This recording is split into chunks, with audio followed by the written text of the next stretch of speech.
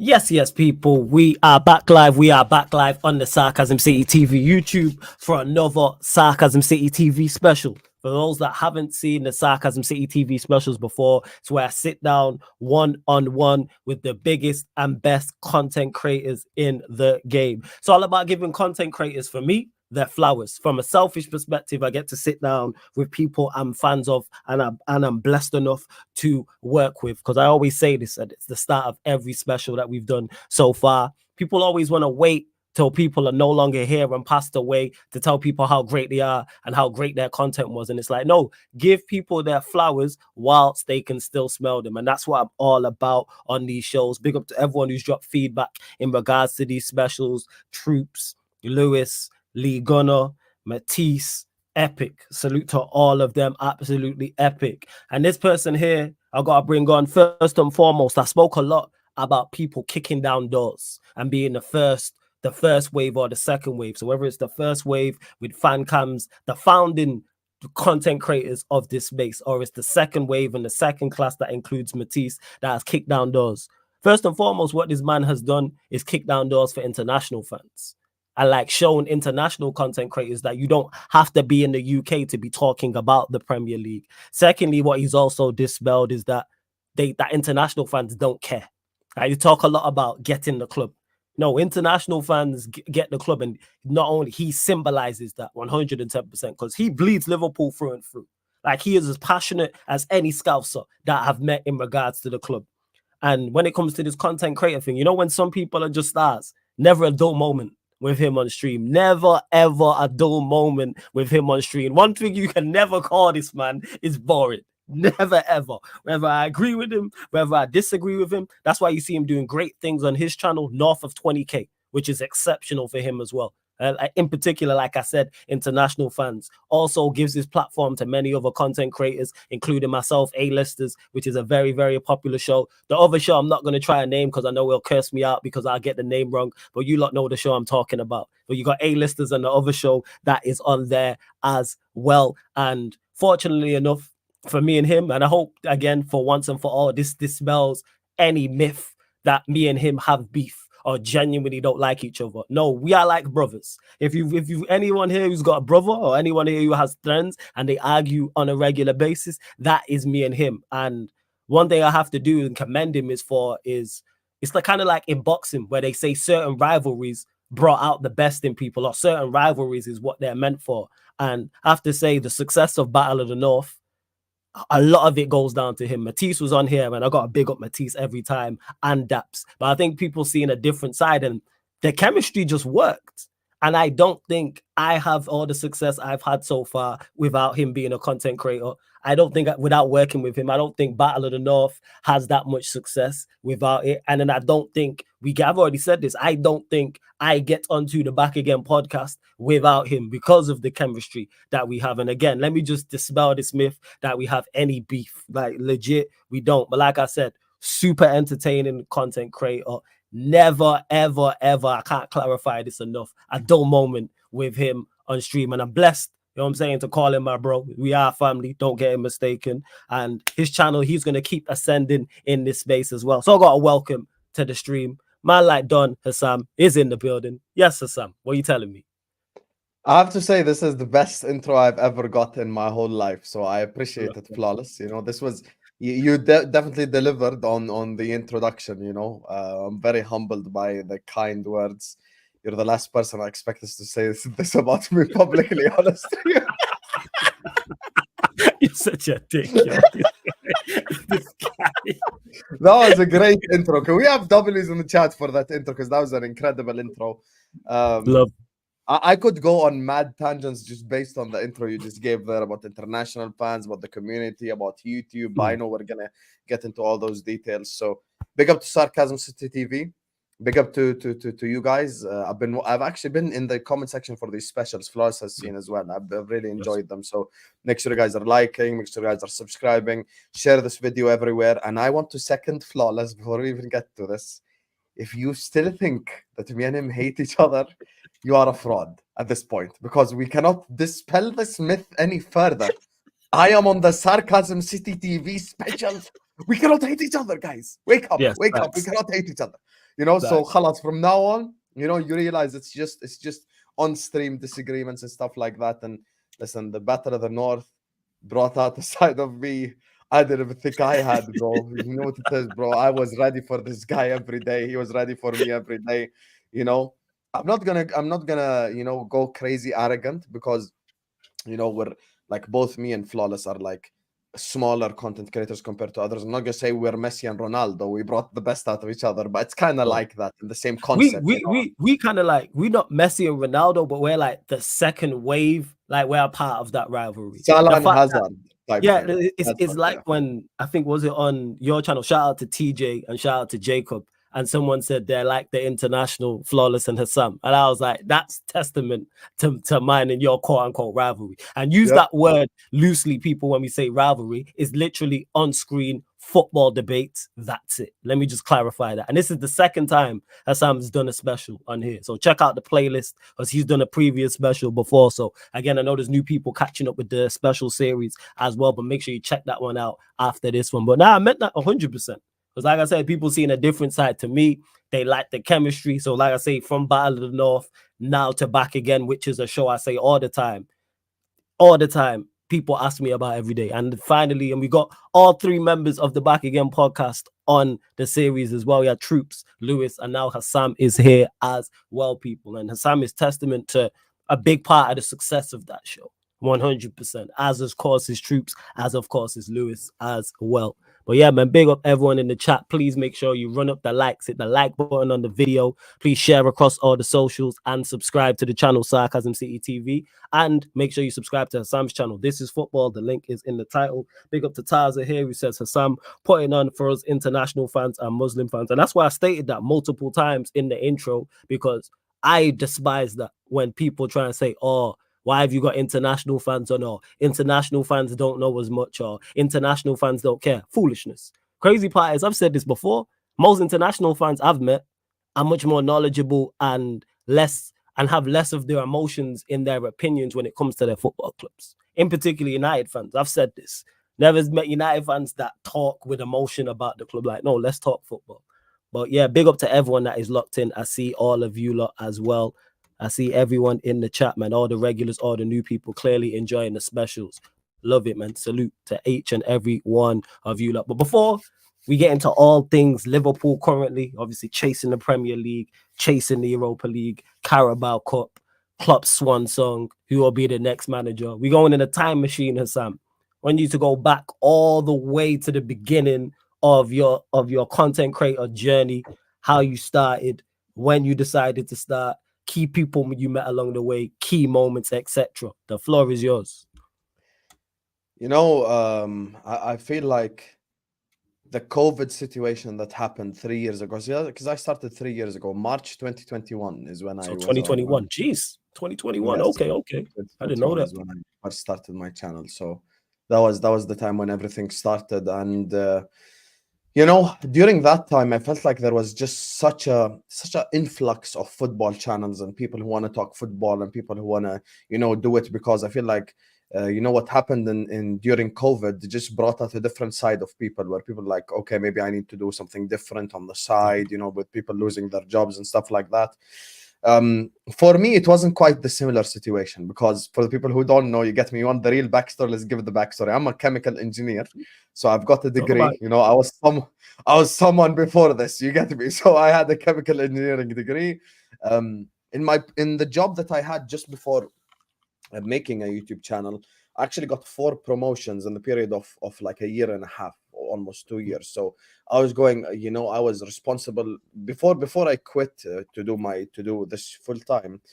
I was actually responsible for 52 people. Like 52 people would take their days off from me. I would have to sign if they want to leave. Like I was responsible for a whole section of the factory, and I was doing content that time. I was just like, you know what? Let me just put pre-recorded content out there and just see what the people think. So I was just doing the kind of type of stuff. My first video, I think it's still there if you actually go on my channel. It was ending the Gerrard Scholes Lampard debate.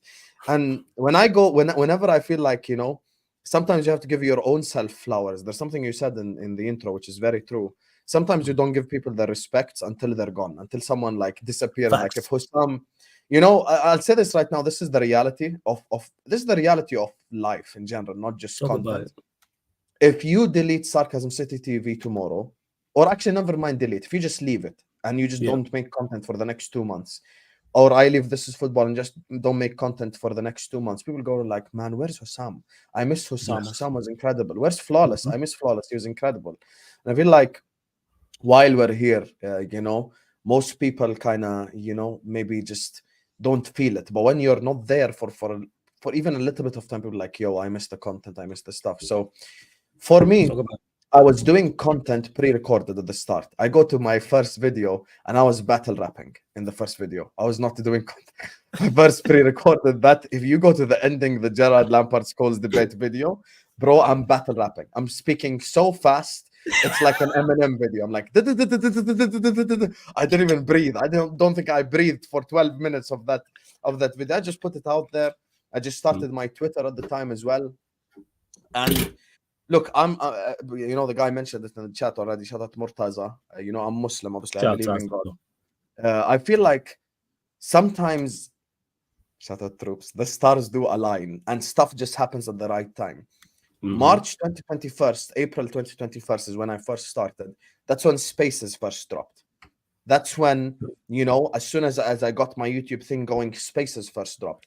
Now, at the time, I was still doing my job. Obviously, like, you know, uh, I'll explain the monetization element of it in a second, but I was Yeah, still no doing stress. my job. So I used to go like, wake up early in the morning, you know, 8, 9, you know, come back home at 5 and just do pre-recorded videos, upload previews, just your typical stuff. Because when you first start, you really are clueless. Like when you That's true. first start, you're really Yeah, scamming. you are literally learning as you go along. So, what made you start in regards to obviously you're doing a job, you got a good job, well paid job. What made you start like, all right, I'm gonna start pre-recording videos and putting out and give my opinions on Liverpool? What was it? What made me first start doing this was when I was at my job. The reason why, and I'm giving people advice right now, even if they want to go into separate careers. The reason why I got 4 promotions in 2 years has nothing to do with my knowledge, has nothing to do with how I'm such a better engineer than the rest. It's Mhm. people skills because I was able to command people.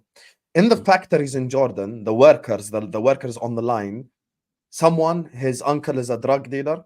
Some guy, his father died when he was young. The other one is a divorced woman and she's 45 supporting 3 kids. Like Mhm. the people that work on the lines in the factories over here are people who have gone through all the hardships in life that you can imagine.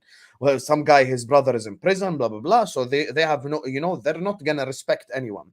I commanded the respect of the people in the line. You know, people would always listen to me. Like people never had a problem communicating. So I just kept going up and up the ranks. And you know, I was enjoying my job. It's not like I disliked it or anything, but Got you. I just was thinking like, you know what? I really like the fact that my personality got me here is something that shows me like obviously I have something which is personality, and I just want to try out this YouTube thing. I'm gonna give Okay. exclusive on Sarcasm City TV that no one else knows before. Go on. Before 4 years before I started This Is Football, I used to have a gaming channel. Ah, I done yes, no one knows. This is the first time I've okay. ever said this. I Yeah. done about 8, 9 like FIFA videos, you know, and Mhm. I was just doing gaming content and stuff like that. That was really successful. That was during my time at uni. During my time at uni, I went to university to enjoy the experience. Like I wasn't like a nerd who sat down, study, and let's take this shit serious type stuff. Bro, wallahi, I went to uni and we were talking football every day, just talking Right. football.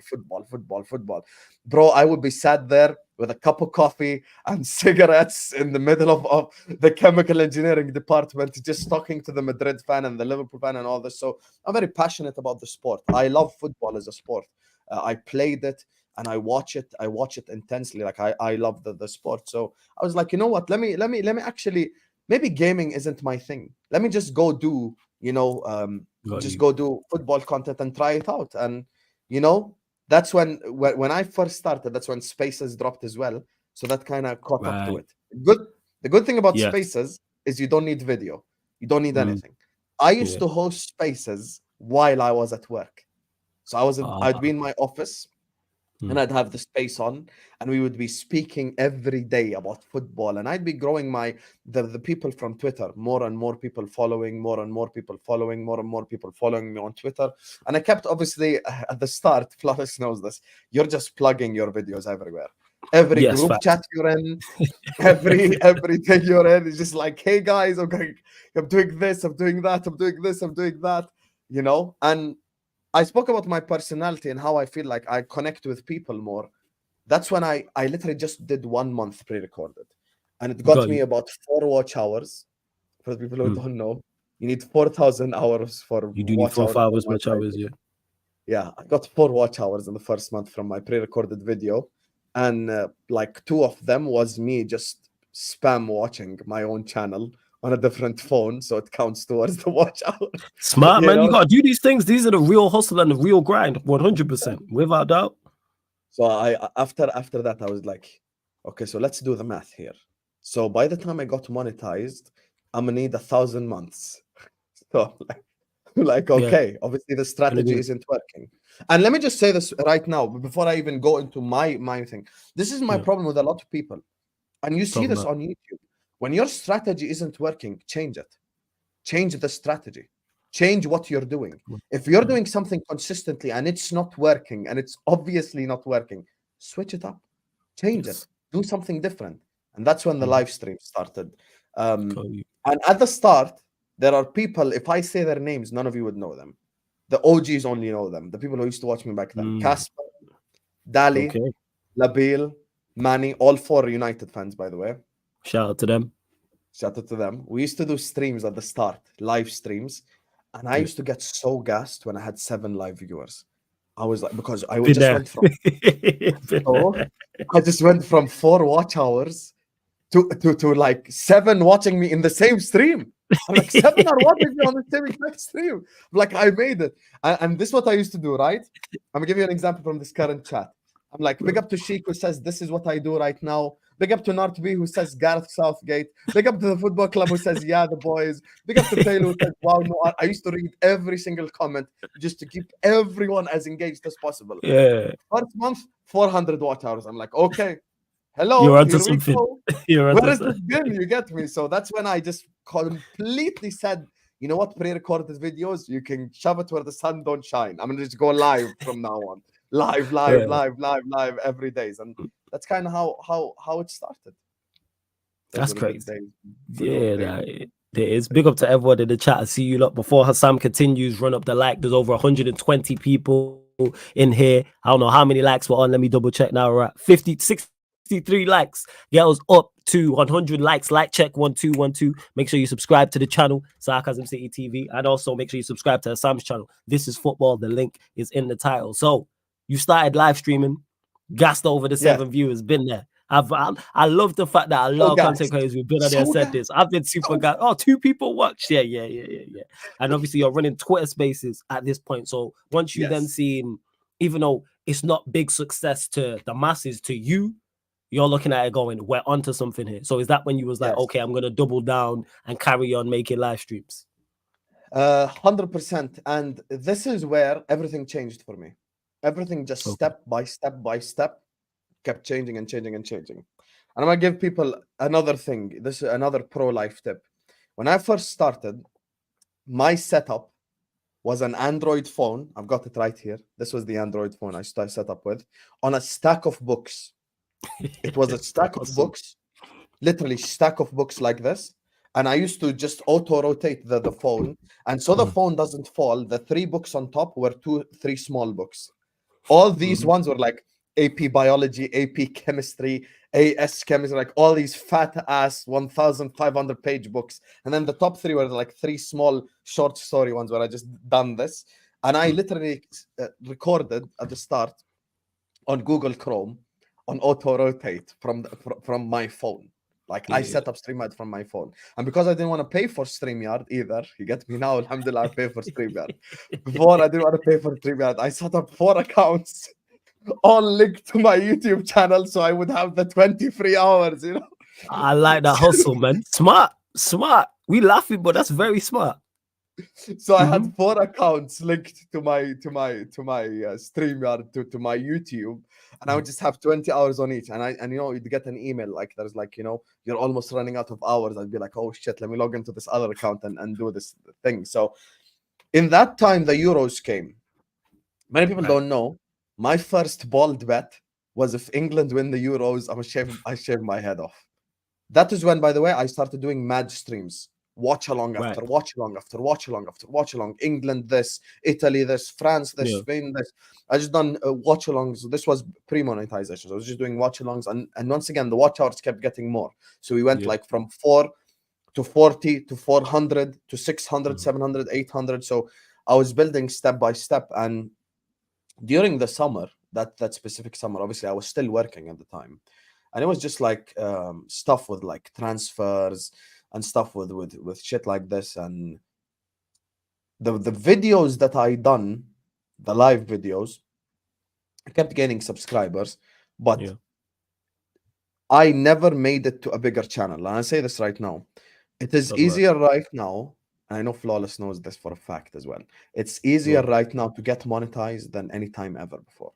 It is because it used to be 4,000 watch hours with 1,000 subscribers, but now it's 4,000 watch hours with 500 subscribers. And I didn't realize. And I'm talking about the pathway as well.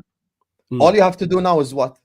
If myself, Flawless, Mo, Troops gives you 4 redirects, you're already on 1,000 subscribers. Yeah, you're right. You're already on like 3,000 watch hours. You're there. Back then, no one redirected. There was no such thing as like you had to really like you had to grind and hustle. Yeah, 100%. And for me, like, respect to anyone, of course, how they built their ways is on them. I'm just saying about my pathway. I didn't go on like a bigger channel that said, yo, go subscribe to This Is Football. I didn't go on like a massive platform that people like 10,000 people were watching me and 1,000 people could go subscribe. I really had to build it from scratch via Twitter, via Spaces, via sharing my videos everywhere. It's another exclusive that no one knows. I even made a Facebook account. And I used to go into all these big groups. You know how you find like these 50K groups, football groups. Just go into all these ones and just post link, just try to get as many people watching as possible. And many people don't know this, but the first guy on the pre-records, the big guy that worked with me was Jay from the United Stand. That's the first guy that ever came on. I'm like, yo, because before I became a content creator, I was a fan. I used to watch the United Stand. I used to watch the Football Terrace. I used to watch all these people, bro. Like, I still remember the Ethiopian Carlton Bank stuff. I still remember all of that. Shout out, legendary. Shout out, Lewis, man. Big up Expressions. I used to watch all of this stuff. I used to watch it like on my way to work, because my work was like an hour and 10 minutes away or so. So I used to watch all these things on the way. So I messaged people. When I first started, I sent emails to Rory Jennings. I sent emails to Grizz. I sent emails I sent emails to so many people, asking to work. Lee Judges is another one. Lee Judges. Lee Judges on the channel was so massive. Like, I remember when I got Lee Judges on the channel, I got the email while I was driving. I stopped the car. I parked to the right. I'm like, oh my God, Lee Judges is going to come on my channel. I stopped. I parked. I'm like, yo, Lee Judges is coming on my channel. That's mad. I'm like, Lee Judges. I went mad in my car. I was so crazy. I was like, yo, I have to do the best stream ever. Like when Lee Judges come on my channel. Because I done like 6 reviews, after the end of the season, 2021. And I got Lee Judges to review Arsenal season and stuff. And he said, yes, and let's do a time. And he followed me on Twitter. When I got Lee Judges has followed you, I felt like, yo, like, made it, superstar. Yeah, I get you. Felt like we're there, we're getting there. But I just kept working. And during the summer, I just built myself up to the level where I start getting recognition from some people. Shout out to Igal. Igal was the first guy who was known to give me an opportunity. He came on my channel. He even made me the thumbnail for the stream on my channel. So shout out to Igal. Many people don't know this. Big up to Igal. He was one of the first big content creators to give me a chance. And, we'll get into other stuff later, but big up to Grizz as well, because, I have to say the reality at the start as well. He came on my channel during the summer. The video kind of went semi-viral. And once again, Flawless knows this. Pre or not monetized, having 3.4K viewers is mad. Oh I yeah, had yeah, yeah, yeah. 3.4K, not concurrent, as in like views on the video, Yeah, right? yeah, So I yeah, had yeah, yeah, yeah. 3.4K views on the video with Grizz, you know, and I just kept going, and that's when I start getting more recognized to the point where people like are inviting me on their channels and stuff like this is happening, and I'm starting to work with more people. I'm gonna name channels that many people don't even know. The first XI, many people don't even have I know never that. heard. Yeah, Indiana's channel. Indiana's Yeah, channel. yeah, yeah, yeah. Shout out Indiana, to Indiana. That's my Rachel, guy. Yeah, yeah. Shout out to Vel, Indiana. Love to Rachel. who now does my thumbnails and works for me. He was on that stream. He was in the comment Oh, section. That's where he okay. first saw me. Vel Bam. first met me from that comment section, from the first XI. And I start doing, and I just start going mad, bro. Like, anyone want me on the channel, let's go. I just want to work. I just want to put You had myself to out there. work. Yes, yeah, yeah, yeah, Bro, yeah, you yeah. have to That put the work mindset. in. It took me 6 months to get monetized. 6 months, Okay. 6 whole months of just putting content out there, getting to the 4,000 watch hours, to the 1,000 subscribers. And I still remember my last 100 watch hours. I just put 5 phones and devices on a loop to just get this 100 watch hours done with, so I can finally get monetized. Because as soon as I make my first super chat, I'm gonna go mental. Like, and I still remember this first stream. Rest in peace, Shocks. That's a shout out. R.I.P. brother. Shocks, man. Yeah, R.I.P. to Shocks, man.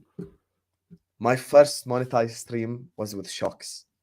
Crazy. I turned that monetization sign on. Yes, sir. I used to do this. What I used to do at the start, because once again, Flawless knows this, bro. At the start, you really are clueless. Genuinely, you're just imagine taking someone who can't swim. Let me give you the best analogy: someone who can't swim, throwing him in the ocean and going like swim. That is literally the word of YouTube. That is honestly the word of YouTube. You genuinely have zero clue what the hell you're doing. And the problem is at the start, you're stubborn as well. You really know you're Mr. Know-it-all, and you're like, you know, yeah, you want to give me advice. Like, what do you have to give me advice? Yeah. But I literally, you know, at the start, this is what I used to do. Look how bait it is, yeah? Weekly, Chelsea show, Liverpool show, United show, Arsenal show. That's it. That's it. That's what I used to do. Nothing bad, you know. And you know, the watch along. I built up my watch along stuff from the Euros. I used to do watch alongs. So I done all the national teams, as many as possible as I could when I come home. But that's what I used to do at the start. Shocks was my first ever monetized stream, and people start sending me super chats, and that's when I was like, "Yo, I have to take this as serious as possible." And I think I really can make it. Got you. Yes. Got you. And this is where more life-changing stuff happened. Bro, the timeline is crazy, insane. I remember the first time I went on the top 6 show on the terrace. I got clipped up. I got Terry about 50 million views. I guaranteed, shout out Charles Barkley, I guaranteed that Lukaku won't score at Anfield. And I went on the post-match reaction to that Liverpool 1-1 Chelsea, and I said Matip pocketed Lukaku, and I said all this stuff. And I want to say something before. I know you want to ask me questions and stuff. That's cool, man. You cooking. Do your thing. There's many life-changing stuff. I want to say something to people right now. Only way you're successful in life is if you have strong opinions in an opinionated world. Never ever be shy to express your opinion, despite how stupid it can be. Despite how crazy people's reactions are, always express your opinions. I'm saying, no, don't express your opinions on biology and physics and stuff.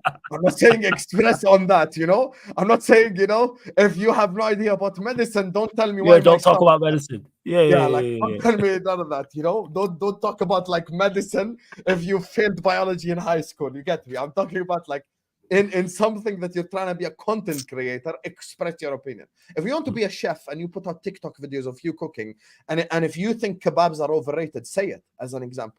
You know, just never be shy. So I've always expressed, I'm a very expressive guy, express my opinions. And there's something that happened that's life-changing at the time. Spaces. Spaces started to take a turn to the next level. Spaces, if you were on Twitter, you remember, it used to be, when I used to have 6 people on Spaces, I still remember till this day, there's a guy I used to do Spaces with. We used to do stuff together. We got Kendall on a space for the first time ever. Kendall, shout out Kendall. Shout out Kendall every single time. We got Kendall on a space together, and we were DMing each other. We're like, yo, this is mad. There's 28 people in this space. Like it's like so fucking jammed, packed space, you know. And we used to ask her questions and stuff, and we used to got like all mad and shit because of 28 people. Something happened. Twitter Spaces done to Clubhouse what Instagram did to Snapchat. As soon as Instagram introduced stories, Snapchat died directly. It's just pointless at this point because now you can post stories on Instagram. I can also do the 24-hour thing and I can post my pictures. That's why Instagram won. Big up to you, TJ. Clubhouse TJ every migration single time. happened. Clubhouse was popping off. Clubhouse was the spaces. Clubhouse, people don't know this. Clubhouse was the app where you used to just talk without having to show Yeah, your it's like face. that. Yeah, 'cause I do remember like rappers was beefing in there. Like I remember in particular, I think it was Meek Mill. Carragher Yeah, was Meek Mill and speaking on Academics. there. Yeah, and it was obvious. Everyone. Yeah, well, Clubhouse 100%. was big, bro. Clubhouse migration happened. What do I mean by Clubhouse migration? The more people that you realize Twitter Spaces existed, the more people start coming from Clubhouse to Spaces. Clubhouse migration happened. So shout out to Shy. You get me? She's probably not watching this right now, but shout out to Shy anyway. We first met each other on a top 10 greatest African footballers space. Okay. You know how you know when someone, you know, like you just click with someone who knows ball? You click with someone who knows ball. Because everyone is like talking about Drogba and Yaya Toure because they saw them in the Prem. And we're saying names like Abu Treka and Abedi Pele and George Weah. And we're expanding. And we're saying this guy became the Liberia president. And we're just giving deep details on why this guy's the greatest African footballer. And Samuel Eto'o this and blah, blah, blah. And after that, Spaces became a thing. Spaces became big. Got you. And what year is this? Is this 2021 we're talking about? Okay. So 2021-22 season start. This is at the start of that season. So like August to December time. Imagine that 6-month period. Right. More people start coming from Clubhouse to Spaces, Clubhouse to Spaces, Clubhouse to Spaces. The guy that I used to do Spaces with before the Clubhouse migration stabbed me in the back. This is another example of stars are aligning. You know, I'm not going to say what the beef is about. I even forgot half of it. You get me? But I'm going to show you why later. You have to always be a man of principles and stick to your principles and your morals and who you truly are above all things. Above all things. I don't want to go on a crazy tangent again, but I've told Terry before. If there's any gambling or alcohol or any sort of advertising, please don't invite me on the stream. Troops knows this as well. Flawless is my witness. We were there off air talking about you said this. I was like, yo, if there's betting or anything involved, just leave me alone. No, forget. That guy stabs me in the back. I start doing spaces on my own every day. So he used to be my co-host and shit. I start doing it every day. The Clubhouse migration happened literally a week later. A week later from all this, bro, you're seeing more influxes of people. And now you're doing spaces. Remember how I said the Kendall space had 28 people and we're like, whoa, that's so much. Now you start having space with like 40, 50, 60. And it's growing. Yes, and it's growing. Now, the target from my perspective is, of course, to try get as many people from the spaces to the YouTube. You have to try as hard as possible to get people from this world to that world. Two completely different worlds, because let's be honest, spaces, you could be just sat there, butt naked, and you're just speaking in audio. No one knows. No one knows. But here, it's a completely different world. Facts. So the migration happened. Big up to you, Sheikh. The migration happened, and slowly more and more people are coming. And this is another thing where football wars started. 3 years worth of spaces started in one moment. I'm a crook. I admit it. Facts. Liverpool lost. I actually need to check the date of this game just to know because I know I'm on the right timeline. West Ham lost to Liverpool. Liverpool lost to West Ham 3-2. West Ham beat us 3-2, November 7th, 2021. That's exactly when football wars started. West Ham beat us 3-2. Let me tell you why I'm a crook. Post-match spaces was a thing back then, right? We used to do post-match spaces, and Hussam's supposed to get cooked. I'm smart. I accepted the requests of all the Arsenal and the Chelsea fans, and I started the beef between Arsenal and Chelsea fans, and they were going at each other. Everyone forgot I lost to West Ham. Everyone left me alone. 2 hours, 3 hours, we were just talking Arsenal, Chelsea, and I did not say a word about my club losing 3-2 to West Ham. Yeah. And this is another, stars are aligning moment. Dami messages me. Shout out Dami, the Chelsea fan. Dami, Chelsea fan, Dami. Yeah. Knows Matisse. I know Dami. Shout out to Dami. He messages me. He's like, Hussam, give this space a hashtag. Let it grow. And I'm just so sometimes simplicity is king. I just looked at the space and it was an all-out war. I literally just called it football wars. That's it. I did not do, because I feel like people overthink this shit. I just called it hashtag football wars. Then the more I start speaking on spaces, I'm growing my Twitter following like crazy. Now I have hundreds of people listening to football wars every day. More people listening. I start going now on international spaces. I get invited to speak on a South African space. Shout out to DK. Footy preview with DK. Hussam is trending in South Africa. Hussam, the word Hussam, trends in South Africa. I was top 10 trending in South Africa because I went on a space and I just spoke my heart out. Like I just spoke about the football and all this, and I was cooking. And bro, one of the reasons why I had a big South African following is that's one of the things. Like I trended over there. And now the spaces thing is hitting. The guy that stabbed me in the back reaches out to me. He's like, yo, let's rekindle this relationship, and I apologize. I was going through a tough time and this happened and that happened. The guy then when we were doing spaces at the first moment, and I was like, you know what? Big up to you, bro. I hope you're good, but I'm just going to go down my own path. Yeah, rightfully so. If someone stabs you in the back when you most need them, never ever give them an opportunity when you're at the top. Ever. Facts. Never ever be that person who always gives people opportunities when you know what they're truly made of. Because you know how when someone's truly made of, when you're down. That is when you know who you are and who you're made of. Is when you're down. Is when I'm hosting a space and I've got 7 people. That is when I need the help of the guy. But now I have 150 to 100 people every day. Suddenly the guy wants back in. I'm like, good luck to you and shit. I'm just not gonna do me your own thing. Facts. 100%. These are good life lessons. I went on a crazy tangent. I apologize. That's cool, man. I don't apologize. We spoke about this before the show, and you said you was gonna go off. That's what this show is about. The floor is yours to tell the whole story, because I didn't know any of this, and you are giving words of wisdom for the people. Them carry on. Don't miss out no details. I didn't know all the key details. We want the full story. I'm giving you the Twitter details alongside the YouTube details because it's together. Of course. Yeah. That season, obviously I get monetized at the start of the season. The plan headed into 21-22 is there's names I'm going to say that you're going to know. For Peter from Sarcasm City TV to do Chelsea watch-alongs. That's my bro. He used to do Chelsea watch-alongs. Big up Peter. Will to do Arsenal watch-alongs. Casper and Dali to do United watch-alongs, and myself to do Liverpool watch-alongs. So I had a channel called This Is Football. My initial idea was, let's just get the raw emotions of every single fan to do a watch-along. First game of the season, promoted Brentford take on Arsenal. The whole world is watching. Arsenal fan couldn't do it. So that's already first guy out. The United fans do watch-alongs for about 2-3 weeks, and then after that, they're also out. They say Peter actually made it the longest. Shout out to Peter. Shout out to him. Despite we had disagreement at the end, but shout out to him. He's one of the realer ones that I met at the start, 100%. He kept doing watch-alongs till January, and at that moment in time, I made a realization that the person that I need to trust is myself. That is who I trust 100%. That is who needs to put the work in, because no one will ever be passionate about your thing more than you.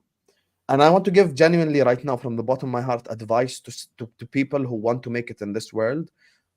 This is just my advice. I could be wrong. Some people have been successful before, but I do not advise anyone to start a channel with anyone else, because disagreements might come along the way. That person might not be as has that ton of vision as you. Yep. Facts. Talk about it. I felt like when Kobe was in training and he was like, you in practice, not training because it's basketball. When he was in practice, they were like, you guys gave me these bums to work with. The guys that I worked with weren't bums, but it's mentality. It's like, I want this. I had to make this happen. I had to make this YouTube thing happen because I dived in the ocean. Yes. I've already swam 2 kilometers. I see the island. It's like 10 kilometers away. I just have to swim these 10 kilometers. I can right now, if me and Flawless start a channel together, let's call it Who Flawless or whatever. Yeah. How am I supposed to know that Flawless is going to be as invested as me, or I'm going to be as invested as Flawless? And how do I know that 3 months down the line, me and him aren't going to have a fight and just fuck up all the 3 months worth of work we just It's had? true. How do I know that Flawless isn't going to stab me in the back, for example, if Get Monetized and he stabs me in the back in terms of money or whatever? There's Yeah, facts. That's always consequences. When you have a tunnel vision, you work on your own, it's different. I started doing Arsenal watch-alongs and United watch-alongs and Liverpool watch-alongs. And that's where the whole thing shifted. Because now I realized one thing that's big that people don't know, keeping people entertained and wanting to watch your stream when you have fuck all to do with the two teams playing each other is something that a few people can do. This is It's the a reality. skill. It's a skill. It's a skill. Because Yeah. it's easy for me to keep people entertained during Liverpool Bournemouth because it's my club. Because you're invested in Liverpool, like in the win. But when it's Arsenal or it's Chelsea or it's United, there's a there's a difference. Yeah, 100%. You Because spit. there's no emotional Yeah. attachment. So if I'm doing Arsenal Sheffield, I done an Arsenal Sheffield watch along. I had this season, I had 300 people watching, and we were just sat there watching Arsenal slap the fuck out of Sheffield, and we were there. So like you have to build yourself up from the start. So even Peter, me and him had a disagreement towards January. It was over something petty, but at the end of the day, I was like, you know what? I'm even gonna do Chelsea watch alongs. So I just kept doing content. The money got to the stage where before you get to the money, just want to just to park it there, park the car for a second. So obviously the initial plan is to get the Chelsea fans on Chelsea, Liverpool, obviously you're a Liverpool fan, Arsenal fans watching Arsenal. So when that has fell away, did you have any doubt in your mind? Was you just thinking, when did the penny drop? Was it instantly where you was like, I'll just do them all? Like I have to focus on the channel. It has to be me. So it was instantly that happened. Fair enough. I was just asking. Yeah, 100%. Because I like from the Arsenal Brentford game, I was like, I've been speaking on Spaces for the last 3 months, doing content on YouTube for the last 3 months, in order for me to get this channel going on an Arsenal watch along. And the day off, the Arsenal guy pulls out. The day off. We're all sat here like shit. Friday, you get me? We're gonna do watch alongs. We're gonna start this channel. We're gonna start this journey. And then the guy, I'm like, I feel like I'm like, okay, let me give the United guys and like the benefit of the doubt. 2 weeks after they pull out, big up to Peter. He kept going till January. After that, we had a slight disagreement. Then I started doing Chelsea watch alongs. I started making money on the channel to the point where I just survive. When I mean survive, water, food, cigarettes. That's it. Zero luxury in my life whatsoever. So I just it's not like I'm going, hey guys, this is me from Bergamo in Italy eating spaghetti against the Tower of Pizza. Like I wasn't traveling around the world and shit. Bro, I was just sat here on a stack of books just doing fucking content. That's literally all. I respect the hustle, man. The real grind. That's the real grind right there. 100%. 100%. That's when you know who the real ones are as well. Because when you're down, when you have less than 10K, 5K, 4K, 3K, 2K subscribers, there's a set few people who want to work with you, so that's the reality. But when you get, alhamdulillah, now I'm on almost 28K subs. Now everyone wants, Hussam, it's different. But when I was down and I need people to help push me up, that's different. So I started making money just enough for me to just survive. But I didn't quit my job still. Oh, so you're still working as an engineer at this point? All right. Yeah. And this is 2021/22 season, right? Yes, this is the same exact season. I was still doing content, just pushing out content, and just kind of doing the same stuff, to be honest with you. Watch alongs, Chelsea show, Liverpool show, And funnily enough, people laugh at Spaces. I met Matisse through Spaces. I was on one of them crazy 4 a.m. Because what we used to do back in the time, you see now, when I got like a bit more known, I couldn't do it. But I used to do at night. We used to do Spaces titled "No Football Talk Allowed," and we would just talk relationships. We would just talk all of this. I think Dami came into one of the Spaces, and we were just talking about relationships. And I went on a mad tangent about relationships, shit like this. Matisse started listening and the listeners, and he starts spamming the laughing emoji. And I think he even tweeted at the time, he's like, I love this guy, bro. And he just followed me and I followed him. And in that summer, he invited me to do streams on his Twitch. Now for me, let's cut the crap. Hussam from Jordan is getting an opportunity to work with Matisse. Now I lost. Now I'm like, okay, bro.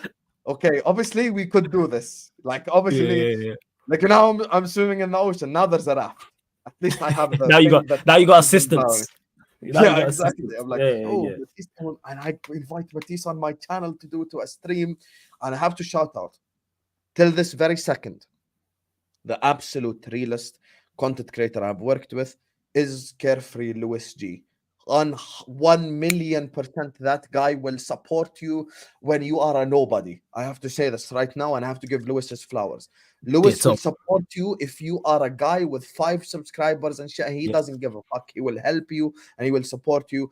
Lewis Yes. is one of the realest people I've met my whole life. He is Yes. so supportive, so Facts. helpful, unbelievably helpful. Yes. Unbelievably helpful and supportive and shit. Like, respectfully, Lewis is a lot bigger content creator than me. He could have just showed me the middle finger at the start and once just Yes. said go, you know, basically Facts. make excuses. I met him through Usman. Shout out to Usman Talks United. I went on his He's another channel. real one. Usman Talks United. I fucks with Usman heavy. As That's real my as guy. they come. I still have Those- his number till this day, even off social Yeah. media. And I actually That's my invited him guy. on a stream yesterday, to be fair. He That's couldn't my make it, guy. but big up to Usman. One of the real ones. And at the time, I was just pushing my way through, you know, like Flawless knows this. At the start, you're kind of just gaining 300, 400 subs a month, like nothing crazy. You're slowly progressing, you know, like just getting there step by step by step. More people are starting to recognize you. More people are starting to recognize you. More people are starting to recognize you. And that's kind of how the 21-22 season ended, the quadruple charge season. Got you. Obviously, by that time, the spaces were just going mental. I'm talking about 300, 400 people consistently every day. You know, the YouTube wasn't hitting as high numbers, but when I did a Liverpool watch along or Liverpool related content, I had around 200, 300, 150, 200 people watching. So it was like, okay. But then when I done other types of content that's non-Liverpool, I had way less numbers. So I wanted to correct that as well, because my channel is not called This is Anfield or like this is like, you know, it's not just This is Liverpool. Liverpool. Yeah. It's for everyone. So I just wanted everyone to watch my content. Now, this is where the life changed in the summer of 2022. You know, the 2022 summer is when Hussam became the villain. All this The villain quadruple act. charge season finished. I'll tell you when exactly I became the villain. Let me tell you exactly when I became the villain. Flows yours, family. This is when I became the villain. As soon as the quadruple charge season ends, as soon as it ends, and we end up winning just the FA Cup and the Carabao Cup, I go make a video on and post it on Twitter how the season's a failure, how we didn't win the two big trophies that we were aiming to win, how the Carabao Cup and the FA Cup alone is not good enough, how the standards of Liverpool Football Club must be higher. Now, Hussam is public enemy number 1 to Top Reds. I'm talking about, I am getting memed every day by a different Scouser, by a different Top Red. I am getting clipped up. People are calling me a fake Liverpool fan. This guy only started supporting Liverpool because of Mo Salah, or was it because like we're both Arabs and stuff and blah, blah, blah. Jesus, Oh, that's I crazy. went through the shit. Oh, summer 22 was the shit. Like, it was just so crap. It was so crap because it was just, I became public enemy number 1. 2022 summer, I get banned from Liverpool spaces. The Anfield talk, I made that bitch famous. Shout out to Ray J. You get me? I hit it first, you know, but you get me. I made them famous on spaces. 100%. 100%. I made them famous on spaces, because it wasn't for me. They wouldn't have been that famous on spaces. I got banned from those spaces.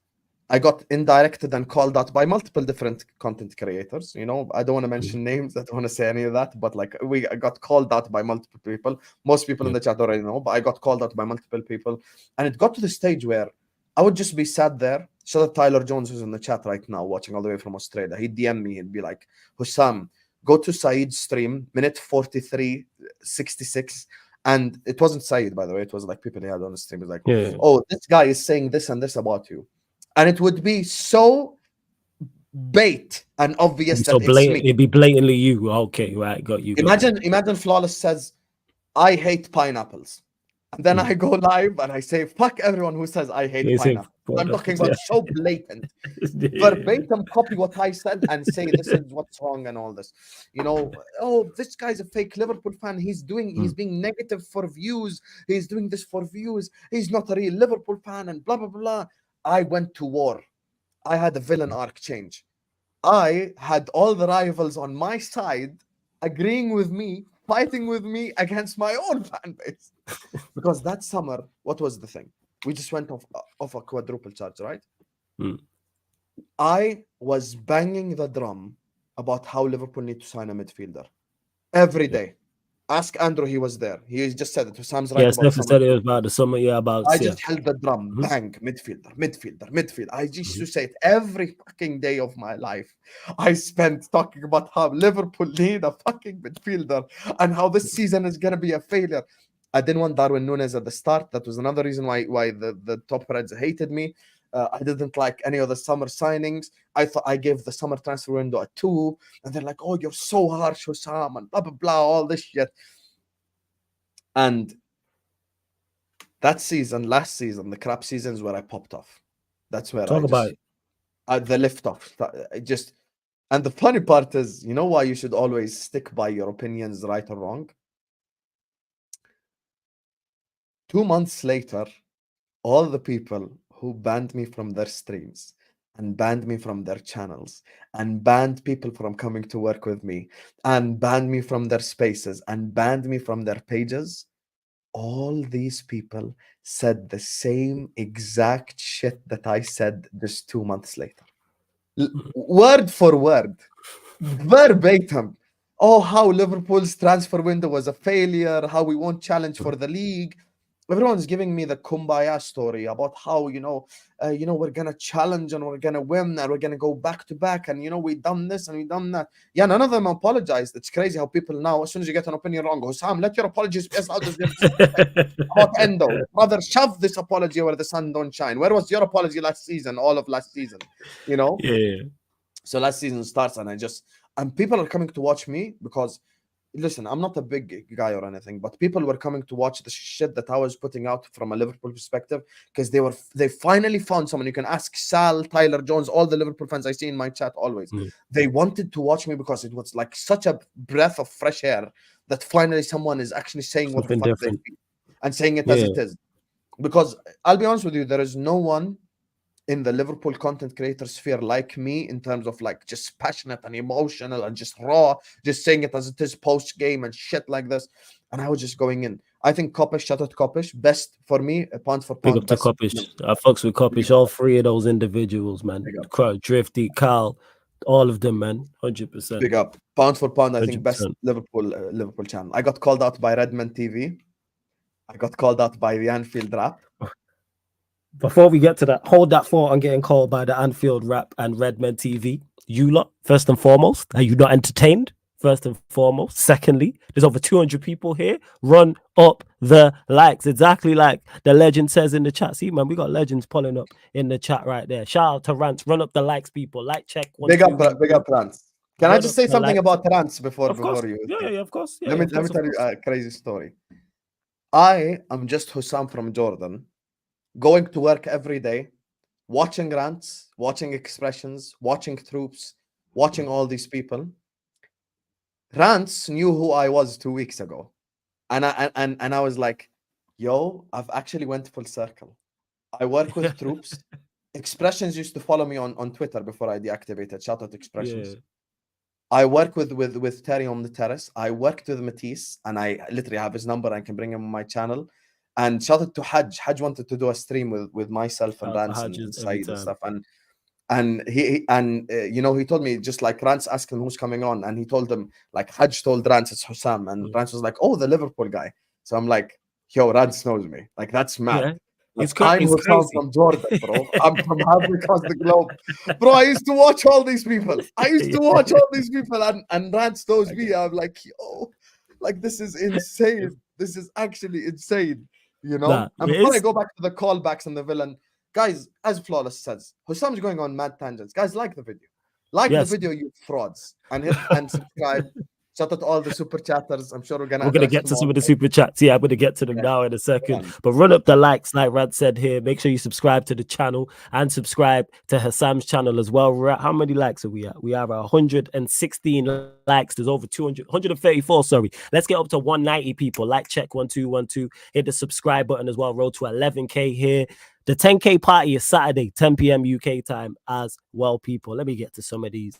A big up to Jordan S, who became a member. Not sure what level, but Jordan S, big up for you for becoming a member of the channel. Big up to Vin. Oh, yeah, if you're a member of the channel at Sarcasm City Soldier or General, the members Q&A is on Saturday, 4 p.m. UK time, people. Big up to Vin for the super chat. Says, big up my two favorite football content creators. This is legendary settings. Keep grinding and we'll keep supporting. A salute. Thank you for the kind words and we will carry on. Big up to Surfer in the cot who says it all changed for Hassam when he added me to his World Cup 2022 panel. I kid. Question for Hassam. Have you ever wanted to stop a live stream and what was the reason?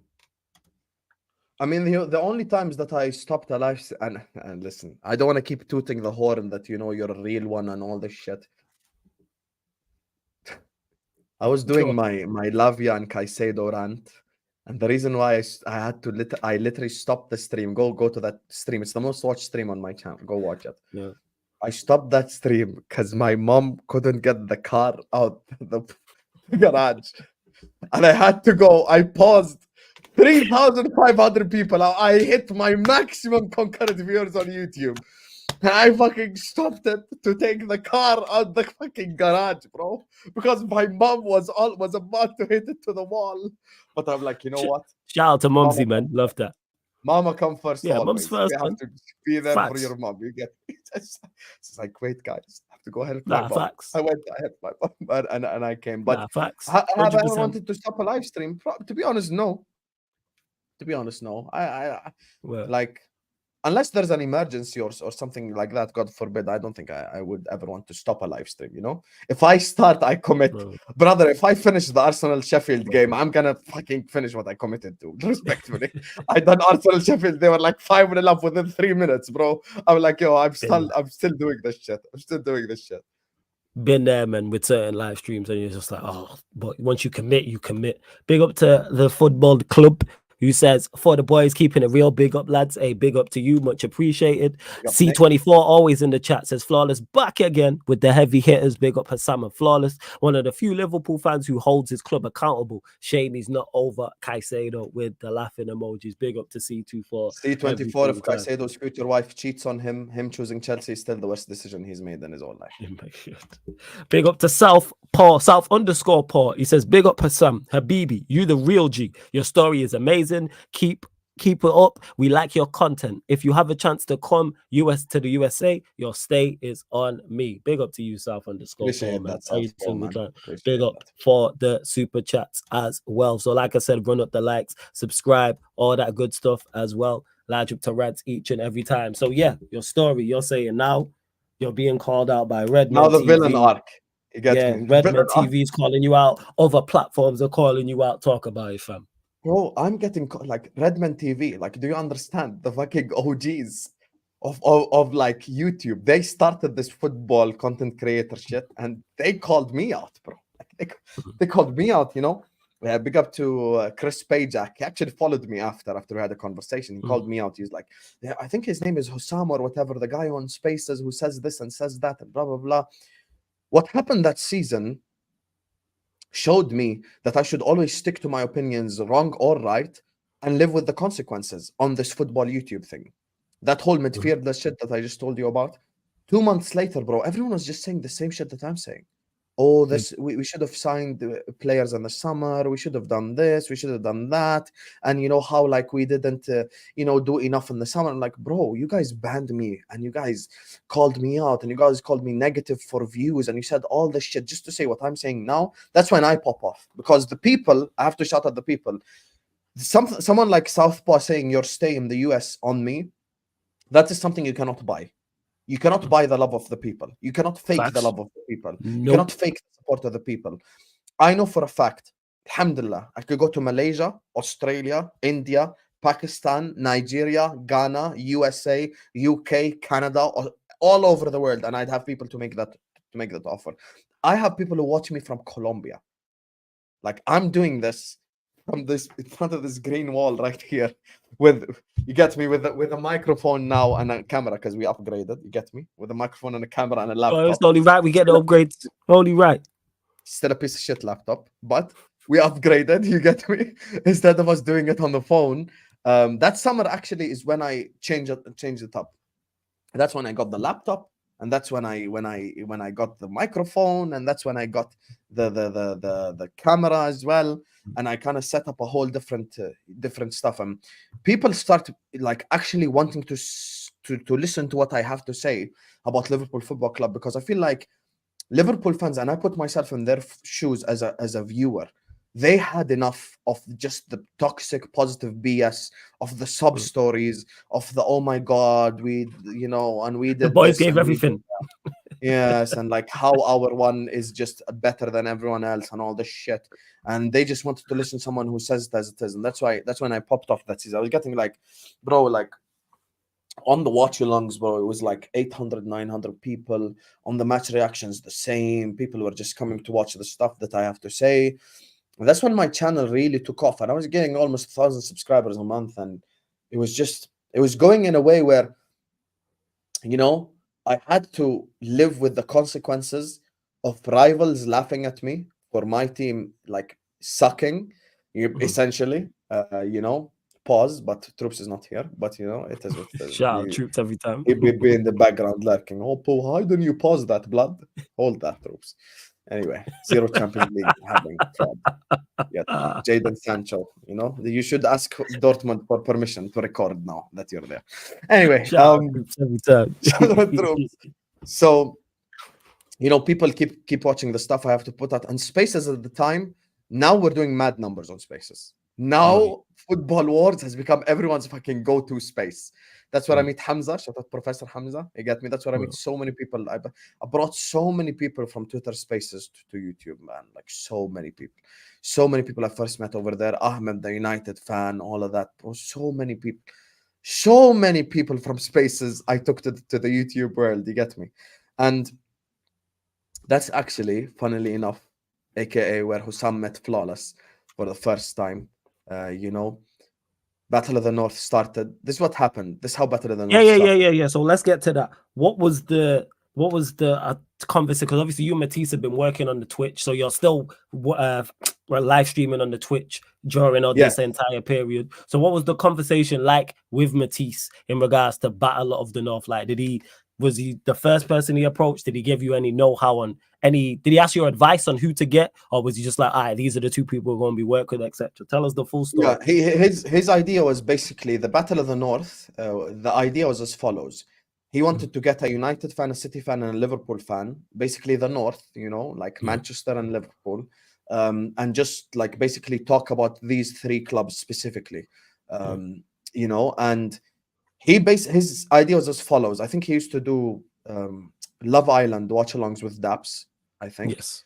He used to do a separate content with you as well, Flawless. On right? Twitch, yeah, like yours. We did the Twitch. Me and him did a stream on Twitch as well. Yes. Yeah. So we was running during that period as well. He used to invite me on his Twitch as well. So he basically brought all three of us together. And I'm sure he's told you this, but he had a Battle of the North before that didn't pop off, and it didn't like work how he wanted. Because he had other teams on there as well. I think he had Leeds, United, he had Leeds and Everton, and he was like, no one don't really care about Leeds or Everton like that. But he did have an original Battle of the North panel before us. He had that show. Yes. 100%, bro.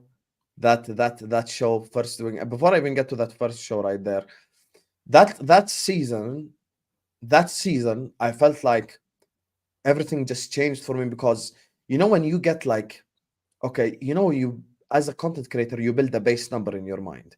So let's say Flawless, as an example, gets 500 people on a United watch along. Let's say he gets 120 people on a non-United watch along.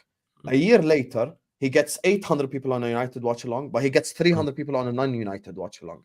Your base numbers are starting to increase, meaning I'm not doing any watch along now, whether it could be a Champions League or a Europa League or a Premier League watch along, without having less than like 80, 90, 100 people in there. Like, so I've got people who actively want to watch me. And what I used to do back then was, As soon as the game finishes, I go do spaces directly. Like as Yeah. soon as the game. That's why I never used to stay on live after the game. I Yeah. directly ended the stream, go to spaces immediately. First thing I did was just go to spaces, start a space. You know, and I still remember my Wolves post match space had about 3,000 people in there. 3,000 people. I'm like, yo, 3,000 people are watching this rant and they're listening to what I have to say. And I used to give crazy monologues. I used to speak for like 12 minutes straight and just go on a mad tangent. And what I used to do is I used to make the thumbnail for my match reaction as I'm speaking on the spaces.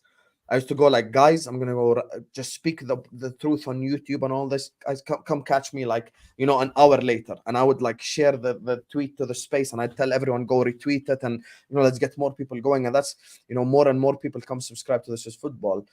Now, the Better the North stuff started. I still remember when I first met Flawless.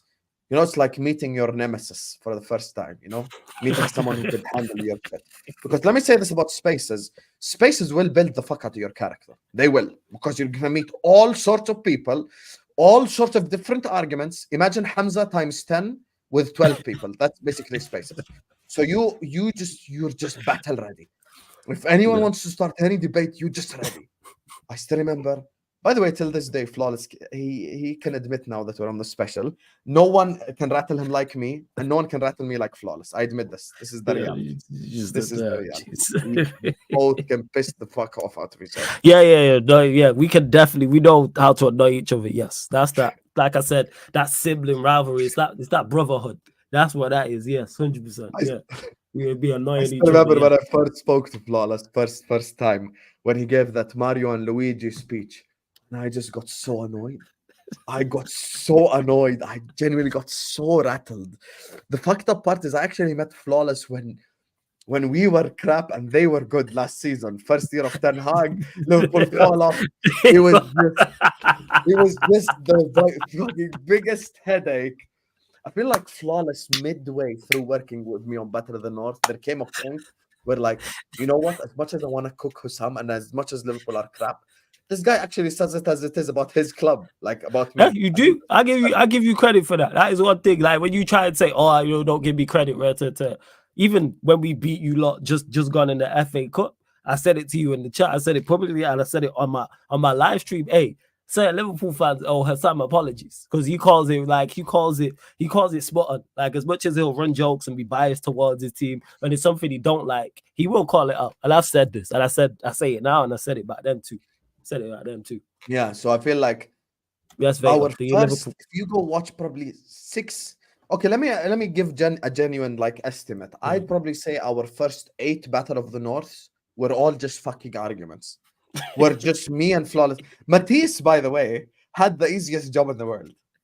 Matisse had the easiest job in the world. He you know, this fraud acts like it was difficult because he had to go get like fake yellow cards and red cards and shit to just go like, oh, yellow card. By the way, he's a fraudulent referee because he gave me yellow cards a lot of times for no reason. Flores got a lot of yellow cards. I got a lot of yellows for no reason whatsoever. And reds as well for no reason. Matisse had the easiest job in the world. Hello, guys. Welcome to Better Than North. Play intro. Boom. Fine. Direct. We got to the point where we were just arguing about anything. We just debated about everything. It wasn't even United, Liverpool, like points. We just be arguing about anything at this point. Nothing to even do with United or Liverpool. We could be debating something about City. It could be Pep. You know what I'm saying? It could be Pep. It could be something Chelsea related. I used to debate is mad. It was crazy, but I think because, like you said, because we're both new there, we're just establishing ground that it was, and people don't get mistaken. It's not like me and Hassan planned that. That was just our natural reactions, and the people them fucked with it. The people them liked it. So I'm like, all right, cool. Like. And shout out to Matisse because he's seen the vision and big up Daps each and every time as well. Shout out, never a foul. Ah, jeez. That Battle of the North right there, bro. We had so many arguments, honestly. I feel like if you guys go to the playlists, now it's the international break, you know? After you're done watching live content and, you know, supporting all the guys who put out content for you, if you have a free 2 hours, just go watch. Go watch it. There's a playlist for it on this channel, people. There's a playlist for it on this channel as well. There's a play. I Yes, got a back again, a Battle of the North, playlist. There is a back again playlist as well. But all them yeah, shows, there's playlists for on this channel, people. You can just click it and they're all there. They're all there. But bro. yeah, man, it was Just good go to the times. earlier ones. The earlier ones. The earlier ones were so fucking mad. It was so mad. We used to have 45-minute arguments. It got to the stage where by the way, I'm not even exaggerating. I think first like 6, 7 episodes, we spoke about City total like 10 minutes.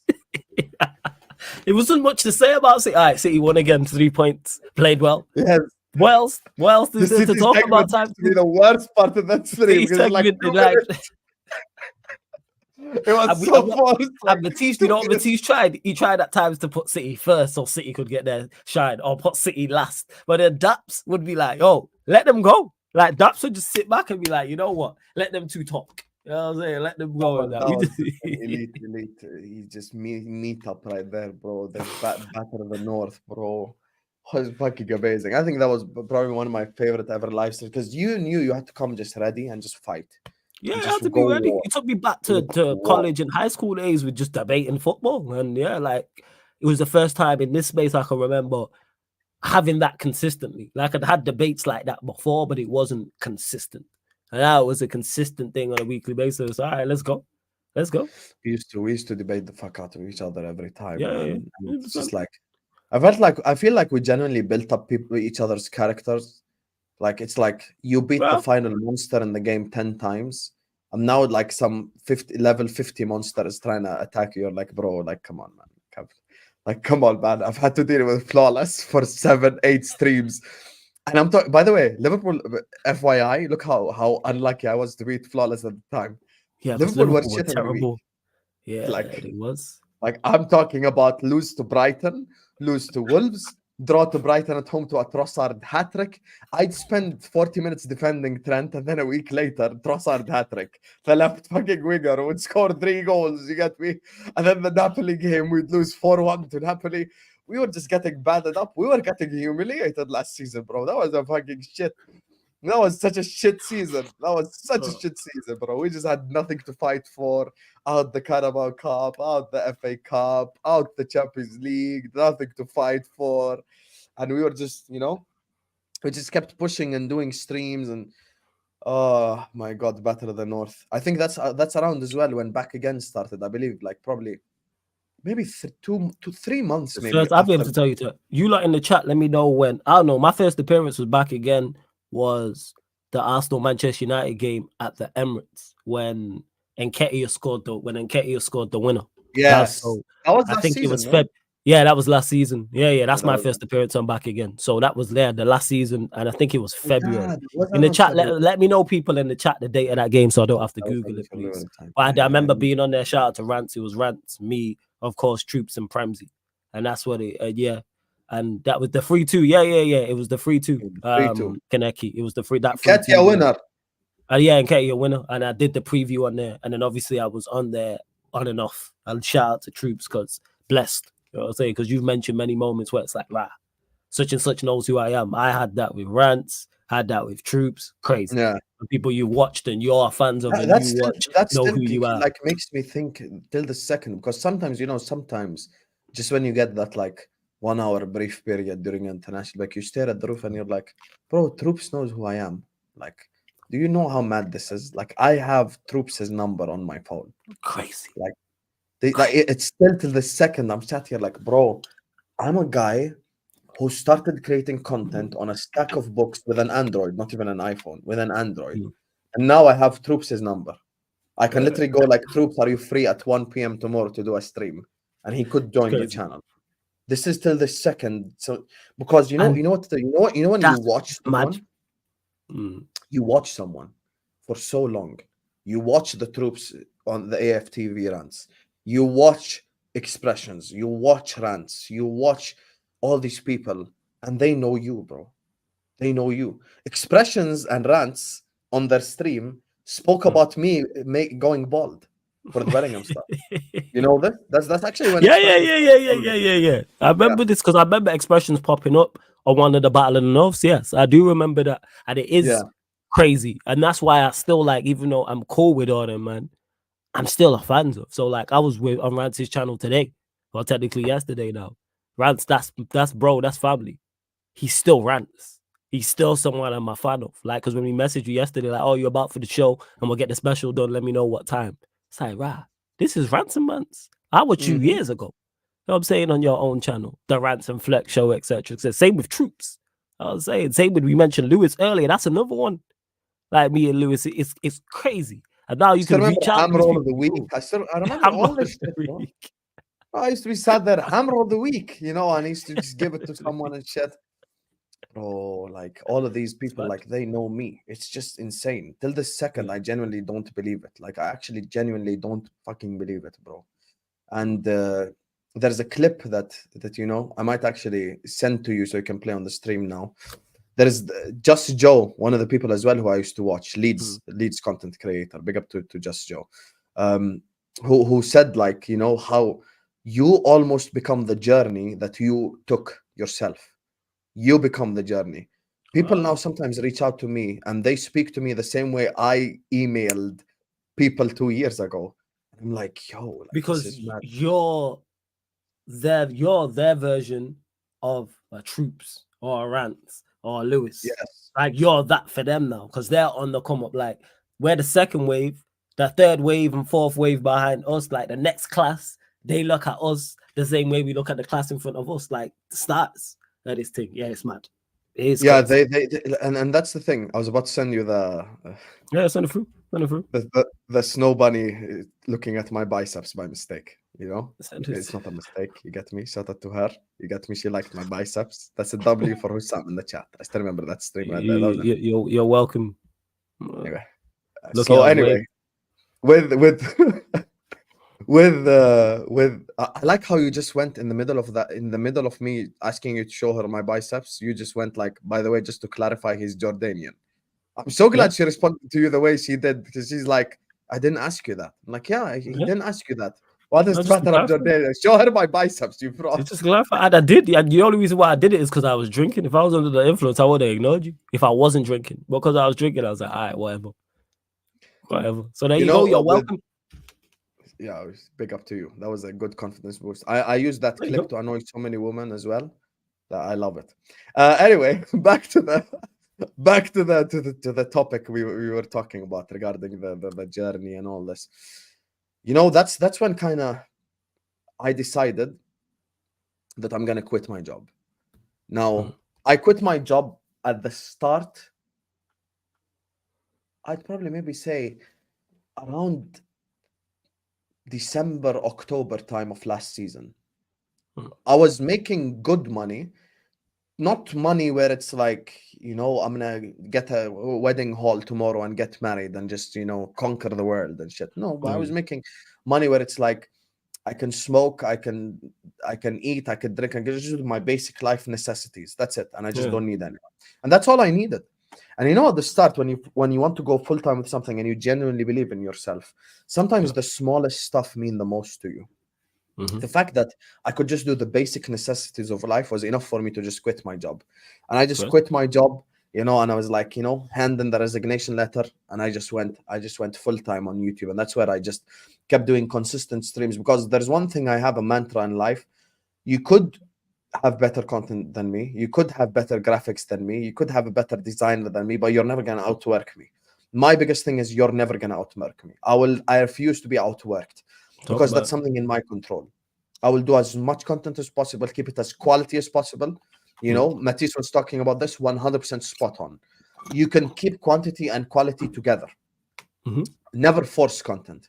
Never make content just for the sake of it. Always put out quality content, but put it at a level where people are consistently watching you, of course, shit like this. So obviously that's when I Troops, first time actually Troops met me, funnily enough, was also via Spaces. So Spaces really done me really well in my life. Did. Like, clearly you used that as a vehicle to elevate your brand, and it worked. Wolves away rant, 3,000 people in my space. They were playing my Wolves rant. That's when the Ice Spice and Bambi on Ice thing first started. Ice Spice is Joe Gomez. Bambi on Ice is Joel Matip. Ice Spice and Bambi on Ice. And people started creating TikToks photoshopping Joe Gomez into Ice Spice because of me. Mitoma, as soon as Joe Gomez, showed him his back, That's and crazy. Mitoma dunked on That's him. crazy. That one. You know what you Crazy. have to do? After the stream, just go on YouTube, search Joe Gomez Ice Spice. That's it. And you'll That see is so many wild. shorts. I remember that video when that joke went in around. I was like, yeah, that visual is I crazy. was starting stuff, bro. I was starting stuff. I was like, I didn't realize like people actually fully give a fuck what I have to say. That's one as well. Through they played it in the Barstool Sports offices. Troops himself told me the story. They played in and everyone was crying, laughing and stuff. And I still remember Troops inviting me on the first stream, and I went to work with him and stuff. And he really liked me, and we got on very well. And then we started doing the Back Again podcast. At the time, it was me, Flawless, and Lewis. And there was, I think it was a review panel alone and a preview panel alone. So we kind of had like a preview panel and a review panel. But then in the summer, I think, or actually at the start of this season, it kind of changed to just us doing previews. I was the one as well, alongside Flawless and Lewis, to kind of convince Troops. I'm like, yo, let's do this live, bro. I have Let's to do give this live. Hassan. I have to give Hassan his credit because he was the one who was forcing that the most in regards to Yes.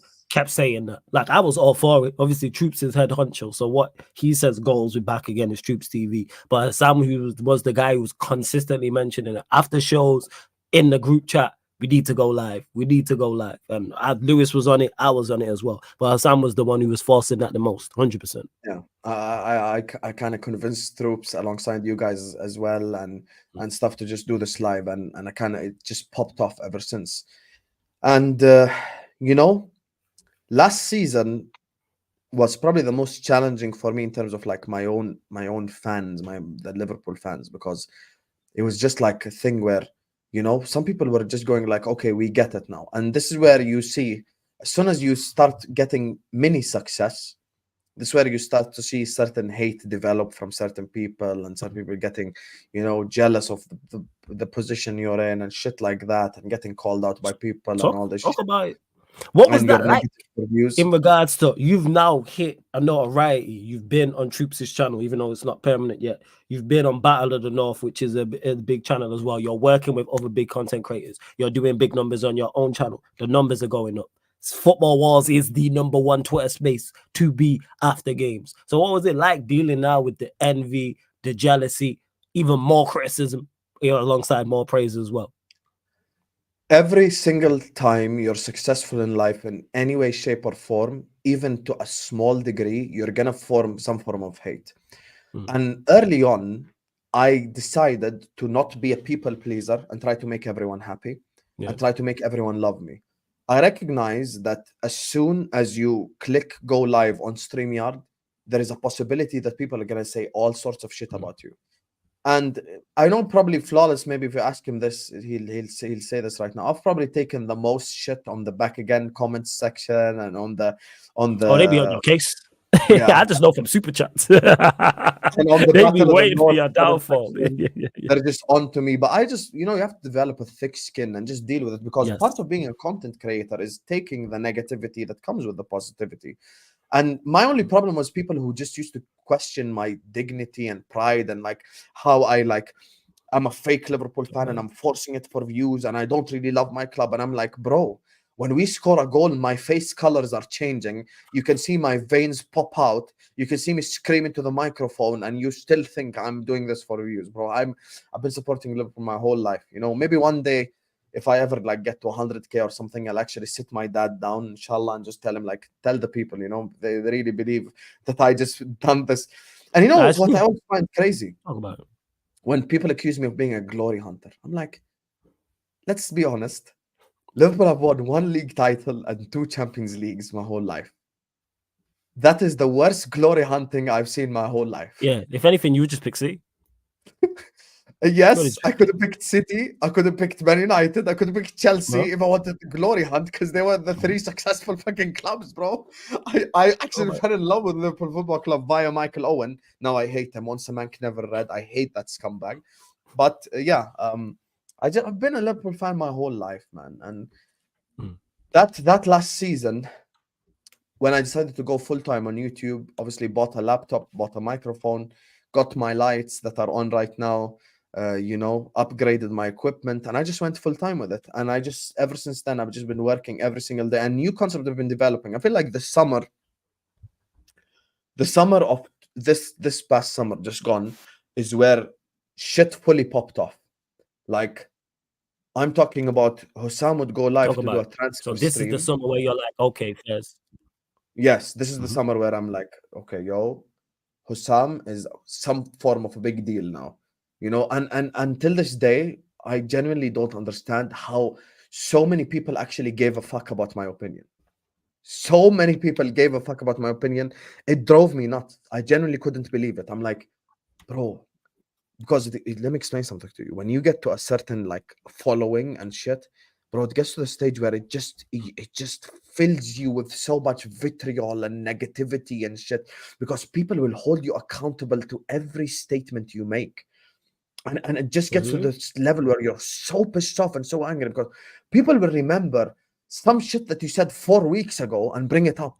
Like, it's just, Yeah, you people. had to Yeah, be they do. so careful with every fucking word that you said, and you have to be so ready to just, oh, it was fucking And even on madness. It top of was, that, people want to misconstrue you because I'm I very know. selective and very careful with what I say. And people will say, I've had this in the chat where someone said something to me about something that I haven't said. And it's like, you just want to be here. This happened with a man named United. So we was talking about, oh, what was it? It's something Manchester United related. Inconsistencies. That was it. So we were talking about inconsistencies, but we wasn't talking about the inconsistency of a player. We was talking about the inconsistency of a whole team. And this is when I think Hoyland was being questioned or something like that in regards to his form. So it was longer than a few weeks ago because obviously he's been injured. And we're talking, it was me and a few others on the channel was talking about it. Someone's joined in the chat and go, why are you man hating on Hoyland? Where Hoyland has been good recently. And I said, wait, whoa, whoa, whoa. We haven't even named a name because we're not talking about an individual player. We was talking about the team as a whole, but you've joined and just already want to debate and argue and tell us we're wrong without, and then he's gone. And then I said that, then he responded and went, well, the whole team has been inconsistent. I was like, wait, we're not just skipping by that. So you was ready to debate and argue without even knowing our side of things. I got no time for that. And a lot of people will do that because a lot of people just want attention. And you mentioned it, Yes. because people care about your opinion and you as a content creator, you're going to receive the jealousy and people wanting to get a rise out of you simply because they don't get the response. So they can say they have the exact same opinion as you, but people don't care. People don't interact. Why are people interacting with him? Why is he doing big numbers? Why is he going viral? Why is his space is popping? Why is his subscribers going up? It's all of that, which is foolishness. People till Foolishness. But carry on. there's people till the second. I don't think that they believe where I'm at right now. I still remember till this day. Not gonna name this individual, Mm. but when I was beefing one of the Liverpool content creators, he told me straight to my face, "You're never gonna be as big as him." And he was Mm. on 20K at the time. And as soon as I got to 20K, I remembered. Because me, I can forgive, but I will never forget. I'm That's not it. a forgetful person. Anyone who disrespects Mhm. me, I will always remember it forever. Forever, I will remember it till Yeah. till the day I'm gone. I remember everything that the people say to me, because it's easy to like pretend to be real. But I've always said this about content creation, working with our peers and stuff, and I'm sure Flawless knows this as well. Bro, the real people, you can honestly count on like one hand, two hands max. The amount of people that you work with who are just like real and genuine, and like always willing to help and like down to Yeah, a earth lot of and not people in so this is just pretentious. like a being at a normal job is where it's like we're just work colleagues. Whereas there's people who will Yeah, outside of this help you, and outside of this you're genuinely cool with, because obviously it's different personalities. It's I yeah. hear that. 100. And in that summer, last summer, that's when like obviously Football Wars was already popping off at the time, bro. We had like consistently every day, even on a slow news day, bro, we had like 700, 800 people listening to the spaces. I'd go Mm. live, and now I start seeing numbers on YouTube by the thousands. I'm like, yo, this is insane. Like, I've got a Talk thousand about people watching me. I've got, and it was a lot of them would be just solo streams, just me ranting about FSG, me ranting about all this.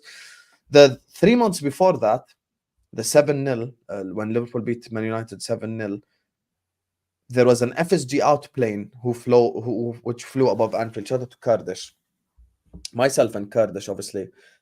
Kurdish is the guy that initiated the idea. I still remember I was outside. I was like, 1 second, guys, I'm gonna go make a call. I made a phone call. And I still remember when he first called me, he was like, I'm doubting that this could work, blah blah blah.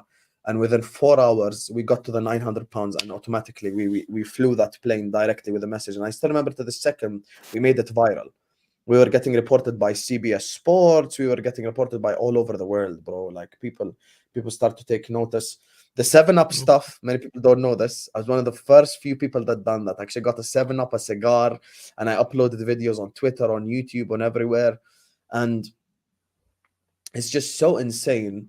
Till this day, I generally don't believe how I got here. Alhamdulillah, first and foremost. Obviously, I'm a big believer in God, because I really believe that so many things happen alongside the way, where you meet people, where people help you. The guy that first done my thumbnails, I was in a Liverpool group chat with him. Vel was an audience member. Now he's literally like dead ass employed by this football at this point, like intros, Ciao, Val. thumbnails, everything. Ciao, Val. Shout out Vel. Like it's just, bro, people, you just meet people along the way. Tom Little, I used to hate him at the start. I used to genuinely can't stand Tom Little because Shout out Tom Little. he's so edgy. Tom has an edginess problem till this day. He's very edgy.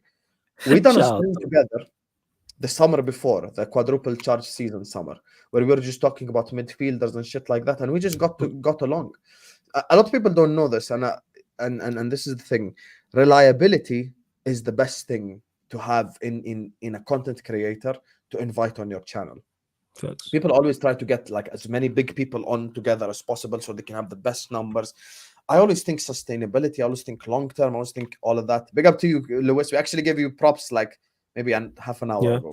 always give Lewis props, man. No, like I say, Lewis one of the main reasons I'm here. Like 100%, and have the success I have. I've said this before. I say this again. He's like one of the first 2-3 people to I worked with who was like big in this space, and the first non-Manchester United fan to give me my shot. I mean, yeah, to give me my shot, not only coming on my platform but allowing me on his platform. Ridiculous. Shout out Carefree Lewis G every Yeah, I single said time. Lewis, bro. He's genuinely like, when I say he's Yeah. one of the realest, if not the realest, like that guy is just, he's so real. I know, like, I put it this way. I know if God forbid I get a copyright strike and have to start a new channel, Lewis is going to be the first guy to retweet my channel. He's going to be the first guy to retweet my new Twitter. He's going to be the first guy to hit subscribe on my channel. He's always supportive. Like, Lewis is so real, bro. There is not a fake thing in his body. His whole body is just real. Like, there's nothing fake about it, He's just as real as they come. So sometimes you form chemistries with people. Tom Little formed incredible chemistry with him, still do shows till this day. We used to do a show called Liverpool Therapy. We actually thought, you know what it is? I done Liverpool Therapy, big up, Lewis. We used to do a Liverpool Therapy at the start. Like, we done like episode 1 thinking that, everything is going to be all right.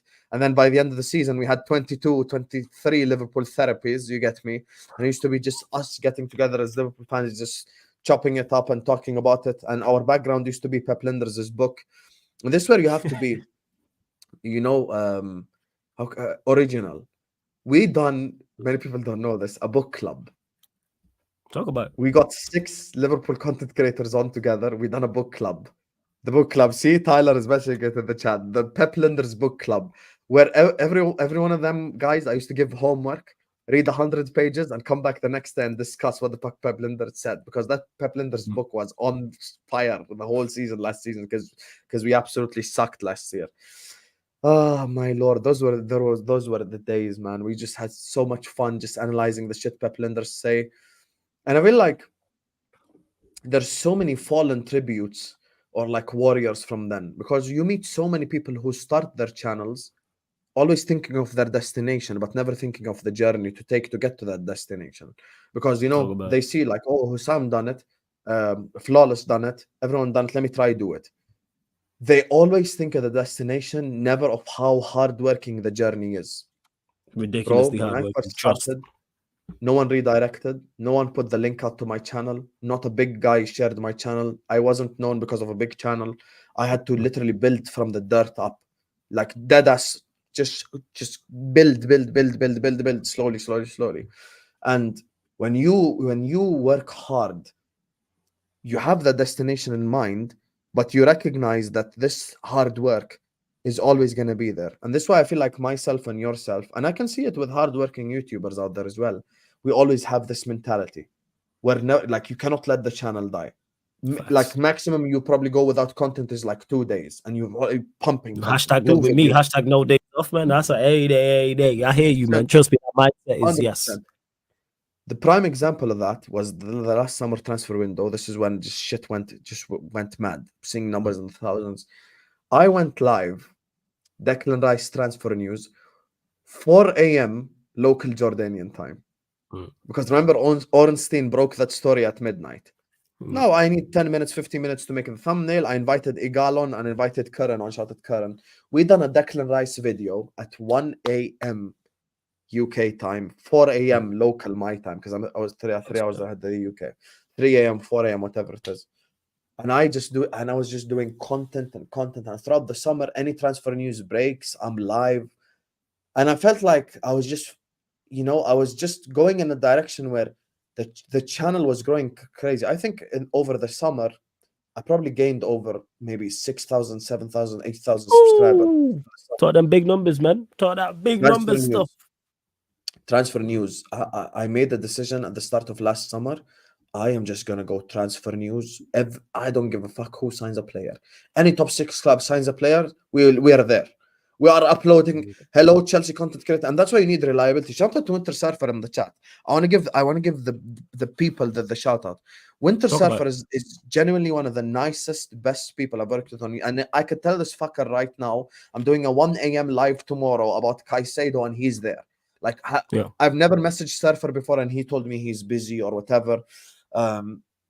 There's so many people I work. That's when Al Ahwa started. That's when A-listers started.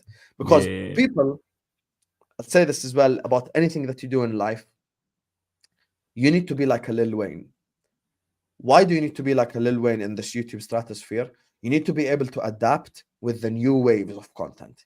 Whatever Yes. is popular, you need to be able to insert some of that stuff into your content.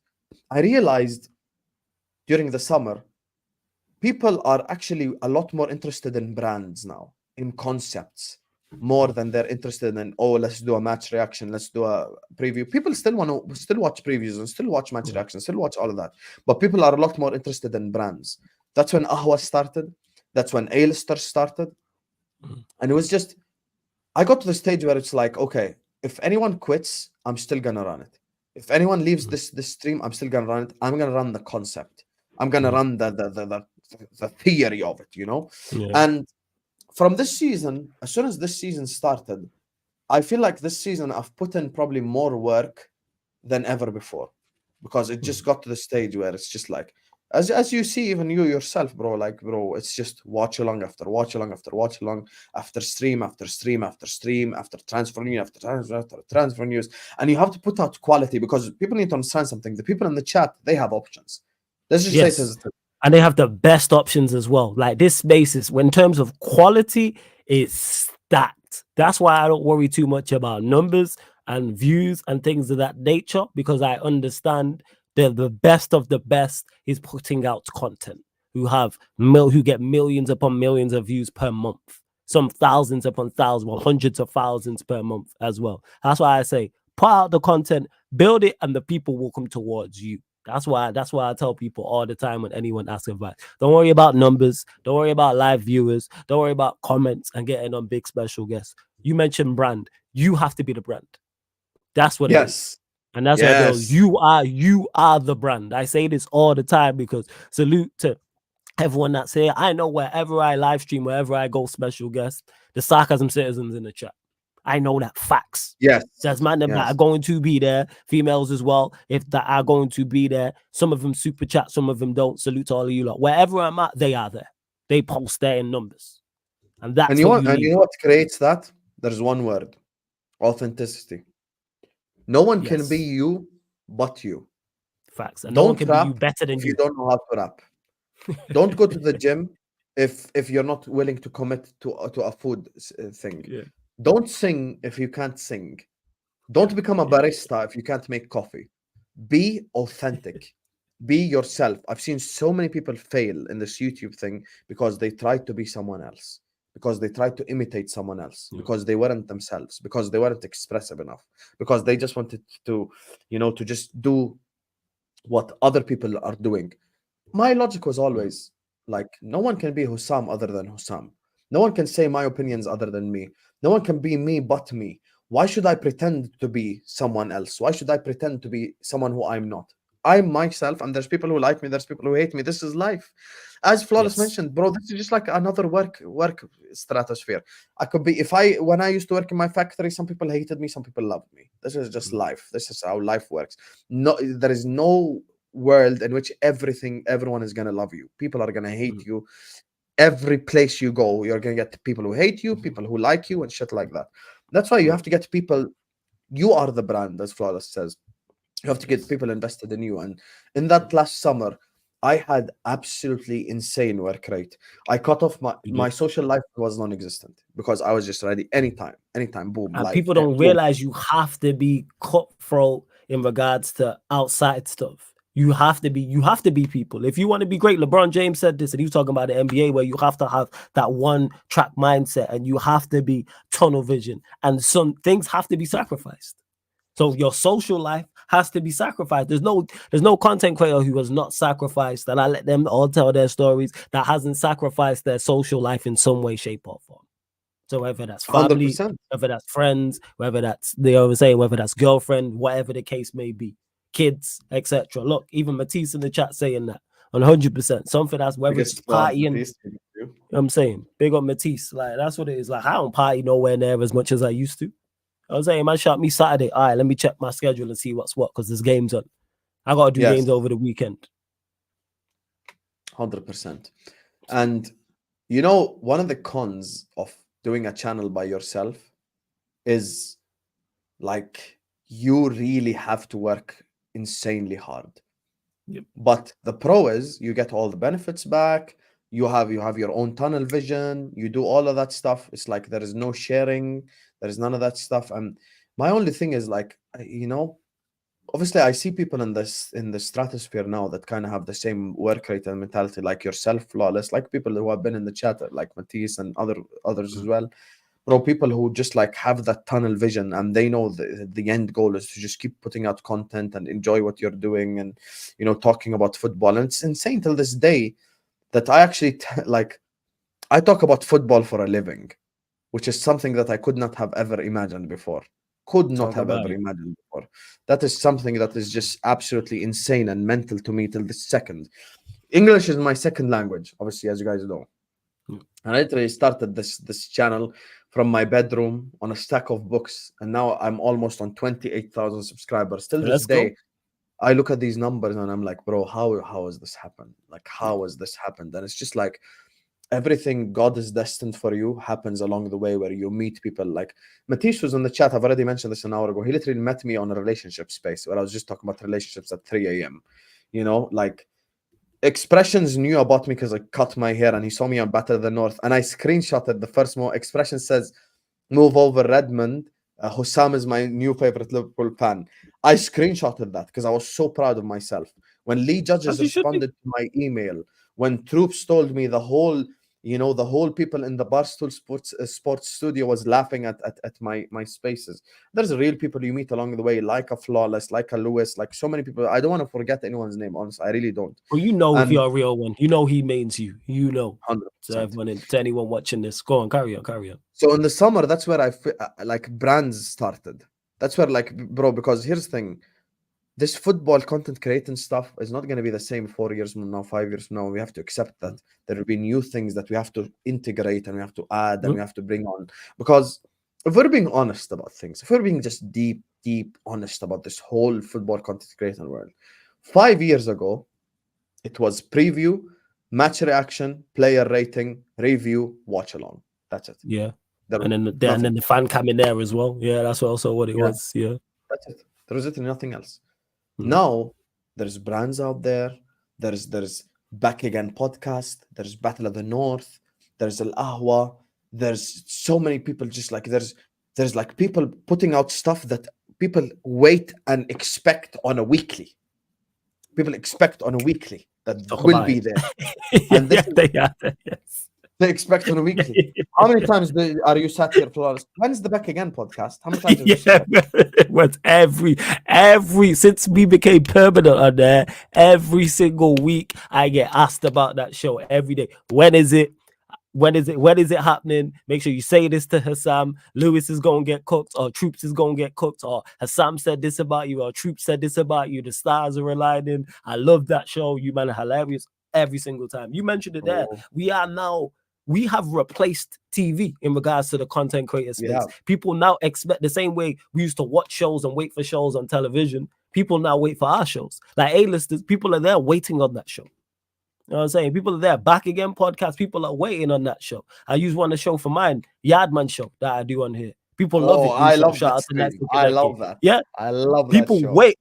When's the Shout out Yardman to show? Kaneki. He's in the chat as well. Big up to Yeah, Kaneki. Kaneki, a real one, man. Shout out to Kaneki. Big up. That's my guy. And yeah, Adam, no one watches TV now. Like, this is what we are. Because I noticed that, like, if I'm to say I'm pushing a show back, people will be like, all right, when are you rescheduling it? Or I'll be Yeah. listing off what's the craziest part. Shout out to Warrior J, he's done this, other regulars. I'll be listing off shows I've got coming up tomorrow, and I forget one, and the chat will remind me. I don't forget you got such and such coming on. Yeah, you right. Yeah, such and such at such a time. I'm like, wow, you lot are invested. So fucking true, honestly. Yeah, it's crazy. That's It's so crazy. true. Like the Yardman. I'm there watching Lex as well. Big up to Lex. Lex has Big the up best Lex. microphone on YouTube. I don't know where the fuck he got that microphone from, but I need that.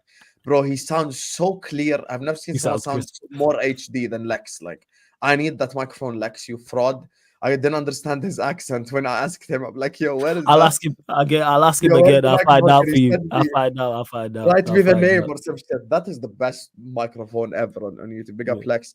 So, like, the thing is, you have to create brands that people get invested in and stuff Mm. like this. And it's now so much more different than before. And you see as well, big content creators do this now.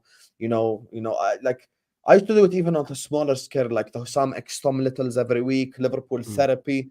Bro, like, you have to build a brand that people look forward to seeing every single week. Yes. And as me and you have already discussed, bro, these guys in the chat, shout out to all the real ones in the chat right now, bro. These guys have hella fucking options. There is so many. If you on a Liverpool watch along, if you search Liverpool watch along when the game is live, you're gonna minimum get 25 fucking There's so much to options. pick from, and you're getting quality as So well. It's not like it's just all quantity. You are getting quality. Shout out to all the Liverpool content creators who have quality, including us, like quality. You are getting people in Yeah, this life. and you have to get people like invested in you. You have to be the brand. And I know, alhamdulillah, I got to stage now where, like, if there's breaking transfer news this summer and it's Chelsea and has nothing to do with my club, I can do an hour live about it, and I'd still have people watching me in the stream. Yeah, of That's like because people want to hear what Hussam have to say. People want to hear what Flores has to say. People want to hear what Lewis had to say. People want to hear what all these people have to say, because you have to get them invested in you. You have to get them invested in what you have to say. Nice. You know, and this is the thing. So for me, you know, during the summer as well, I got invited on Straight Facts. I have to say big up to Terry, because look, people have different experiences with different people. Big up to Terry. He's been one of the realest ones. And funnily enough as well, people who warned me about Terry ended up working with him. You know, people who gave me an hour lecture about Terry ended up working with him. I'm not gonna mention any names. Shout out to Terry, man. You know, now I'm on Terry weekly on Straight Facts almost a year now since I first done Straight Facts on there. You know, and getting invited to Straight Facts alone is like mad, because you know at the start, now obviously Terry's kind of switched it up and stuff, but at the start it used to be just like it literally used to be Big Steve, it used to be Lee Gunner, it used to be who else? There's one more Straight Facts. I don't want to forget. I don't want to be disrespectful to anyone. Anyway, there was one more Straight Facts. You get me? And it was me. So I was like, yo, like Terry actually looks at me as like one of the big ones. And Terry's always been nothing but respectful to me. And, you know, even like the fact that he's actually even redirected to my channel before. He's helped me out so much. And you know, he's always very understanding. One thing I'll say about Terry, he's very understanding, like in terms of like religious stuff and stuff like that. Like just before Ramadan started, I was like, yo, Terry, I can do Fridays, no problem, but I have to do an earlier stream, because Fridays is like a day where I spend with my family and stuff. So big up to Terry. He's you know, so many people you think as a viewer that like you probably think like sat there, oh, Terry's such an asshole. But when you deal with him, he's Yeah, just Terry's such a cool. I've dealt with like early. That was probably one of the biggest channels I went on early on, and Terry was always cool. Still cool with Terry yeah, to this day. I've not been on the yeah. terrace in a minute, but shout out Terry. No Yeah, issues with him. Terry's always been cool, man. Like, there's so many people that you expect aren't like, a form of way. But that's why I'll always tell to people, just always make your own judgment. Don't listen to what other people have to say about this guy and that guy, because there's people, who told, let's say, someone that like Hussam is arrogant, Hussam is this, Hussam is that. You come deal with Hussam and you realize, okay, Hussam is just a That calm sounds guy, cool. bro. Like, yeah, Hussam's cool. Uh-huh. Flawless is an asshole. Flawless bullies people, and then you go work with Flawless, and he's cool. Like, He's a cool there's dog. nothing wrong with Flawless. Always make your own judgments. Don't listen I to agree other with that. people's judgments. Never, never. Always make your own judgments. Deal with the person, make your own judgment. So yeah, last summer is when it popped off, Ahwa, A-lister, stuff like that, and we've kind of just been going consistent with the content. I decided to quit Spaces though 3 years after. Go on. Why did you Because decide to quit Spaces? Talk to us. you know how we speak about real people. I actually reached out to Matisse. I was like, bro, I need advice. Like, I actually need advice. Like, Okay, you reached out it's to just Matisse. They didn't notice. Okay. I did. I reached out. I was like, bro, I need help. I actually don't know what to do at this moment in time, because I felt like Spaces is so important. I kept getting an influx of people from Spaces to come listen to my YouTube and stuff like that. Mm. But just got to the stage where I was just like, bro, I'm expected almost every day to do like a 5 hour, 4 hour space. And it was cool because Spaces, people don't know this. You have two co-hosts and shit, and people Yeah, speak. So it's you not can like you have assist to be you with it. committed, Yeah. sat there next to your phone. No, bro. People who used to listen to my spaces, Winter Surfer used to be in a lot of them. He can ask him, bro. I used to go run my errands. I used to just do my typical stuff with the space still running.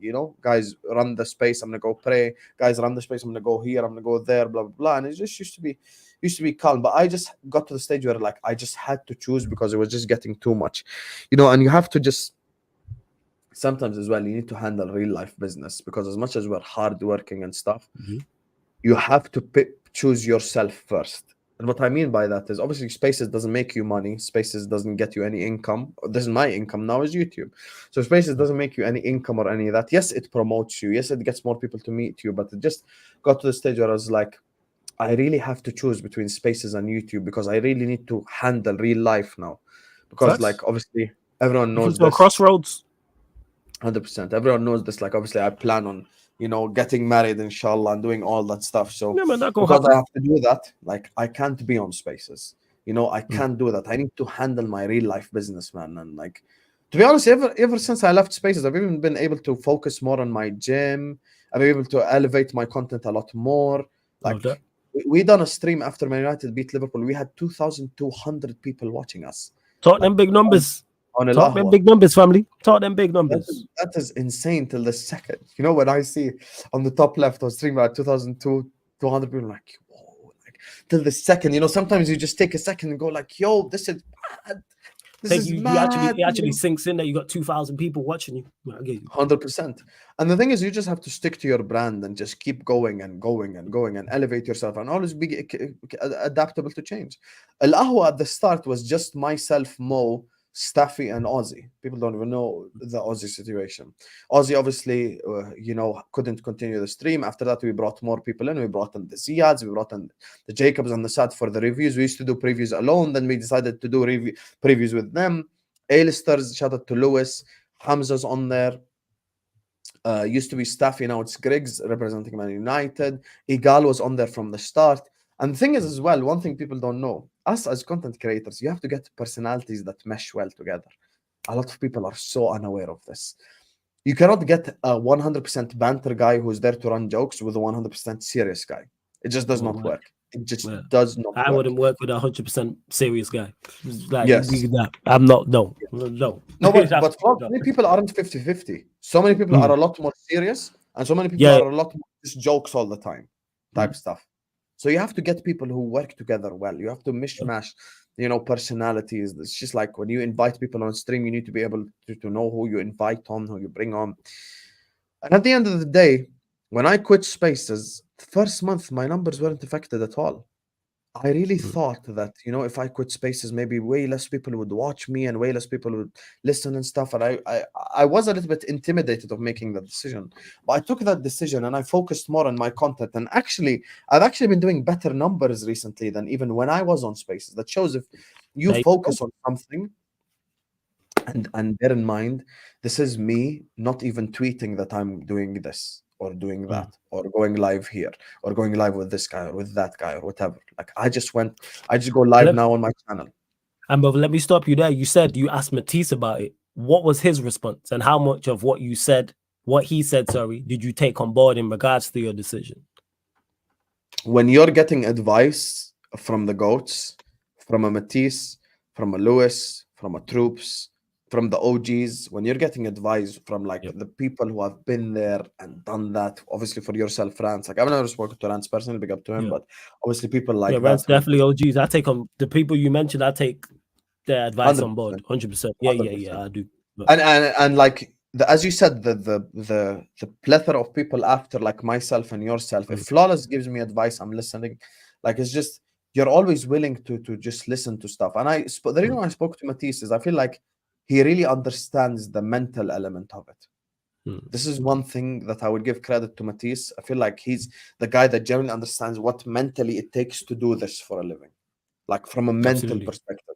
And I feel like he's the Lil Wayne, because as you can see, Matisse, his journey, he's slowly just adapted and included the newer stuff, like the Battle of the North type show, the London Clubs Carnage type of show, his pre-recorded funny streams. He used to do them on the roundabout and stuff like that. Like all of these stuff. I told him yesterday about bringing that back. Go exactly. on. All of those stuff. Like it's just what you do. And big up to every single person who's ever spoken to me on a space, because he is part of the journey that I will never look down upon. I will never forget where I was and all this. But I genuinely had to make a decision. And because I make my living on YouTube, I had to choose YouTube because I wanted to deal with my real life, bro.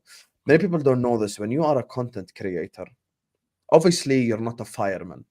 Obviously you're not a police officer. Obviously you don't drive an ambulance. It's not like you're doing the stuff that saves people's lives or anything or any of this. But the reason why I still look at it as a job is you're susceptible to doing content at any point in time. Many times you have to give up your weekends. Many times you have to give up going out at night with your friends. So I feel like Matisse is the guy that kind of understands the balance the most from all the people I've spoken to, with all due respect to everyone. Obviously, people understand the balance, but I'm just saying like he probably has a different vision about it and stuff. So I spoke to him. He's like, you know what, just make that decision. I deactivated my Twitter, and ever since then, as I said, actually the numbers have been even better. But that's because you have to build the brand.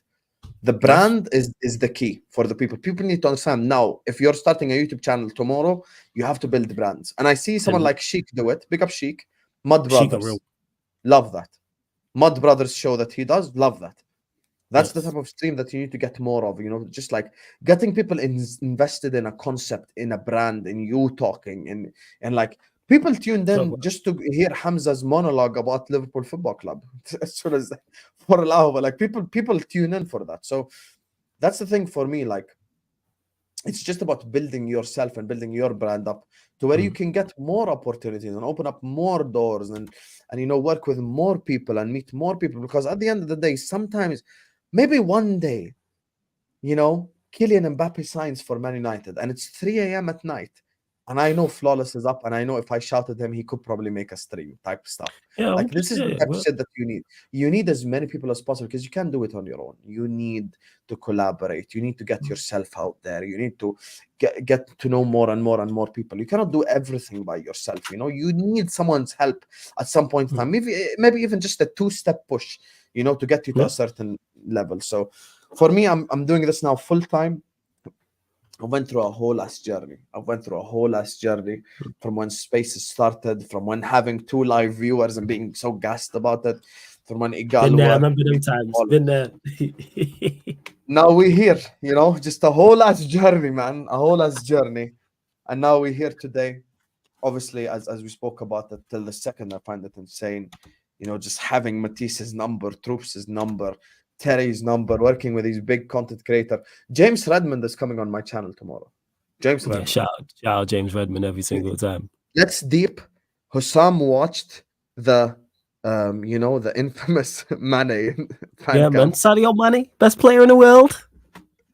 Why are you Best laughing? player. Why are you Yeah. laughing? Like, I I'm mean, being he's serious. I watched serious. that. I now have James Redmond's number on my phone, and he's coming on Mm, my channel tomorrow. Like this is shout the out type of James. stuff that I say you cannot buy, you cannot Mm. fake, you cannot like because also one thing I'll say from the other side, the first generation. You know how you speak about me and you being the Yeah, Gen yeah, yeah. D, Second Gen wave. A, Yeah, yeah, yeah. second wave.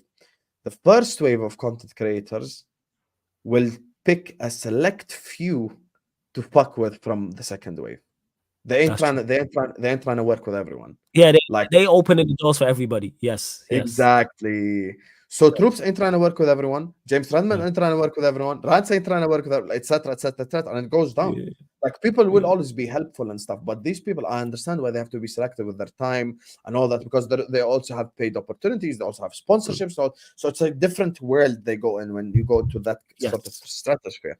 So you have to pick and choose, who you help and who you bring along, and to earn the respect of a Redmond, to earn the respect of a Troops, of a Lewis, of a Matisse, of the people who I used to watch is insane. Is it's crazy to the second, the Mm. fact that I actually have access to all these guys, to Atari as well, big up him. So this is the place I'm in. I'm very happy with where I'm at right now, alhamdulillah. And I think me going full time has definitely been a great decision. I backed myself. I thought that I should do more live content, and it paid off. And I enter this ocean now as the guy on the island. I sent you the video.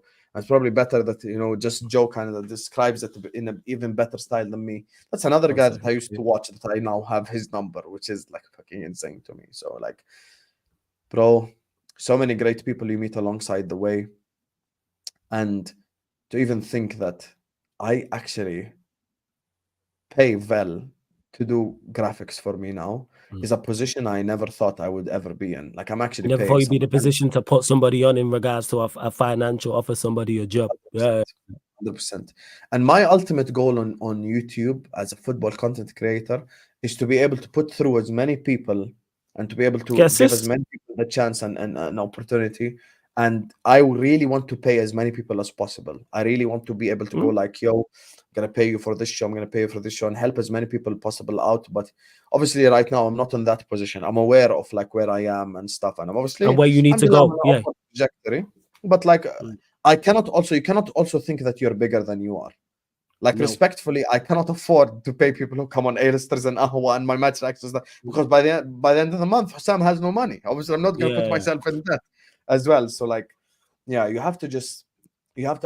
want to build myself up to the position where I do that. And that's only earned by the respect of the people. And I have to say this about the YouTube community. The YouTube community is ferocious, but it's Mm. very accepting of genuinity. They accept you Talking for about. who you are.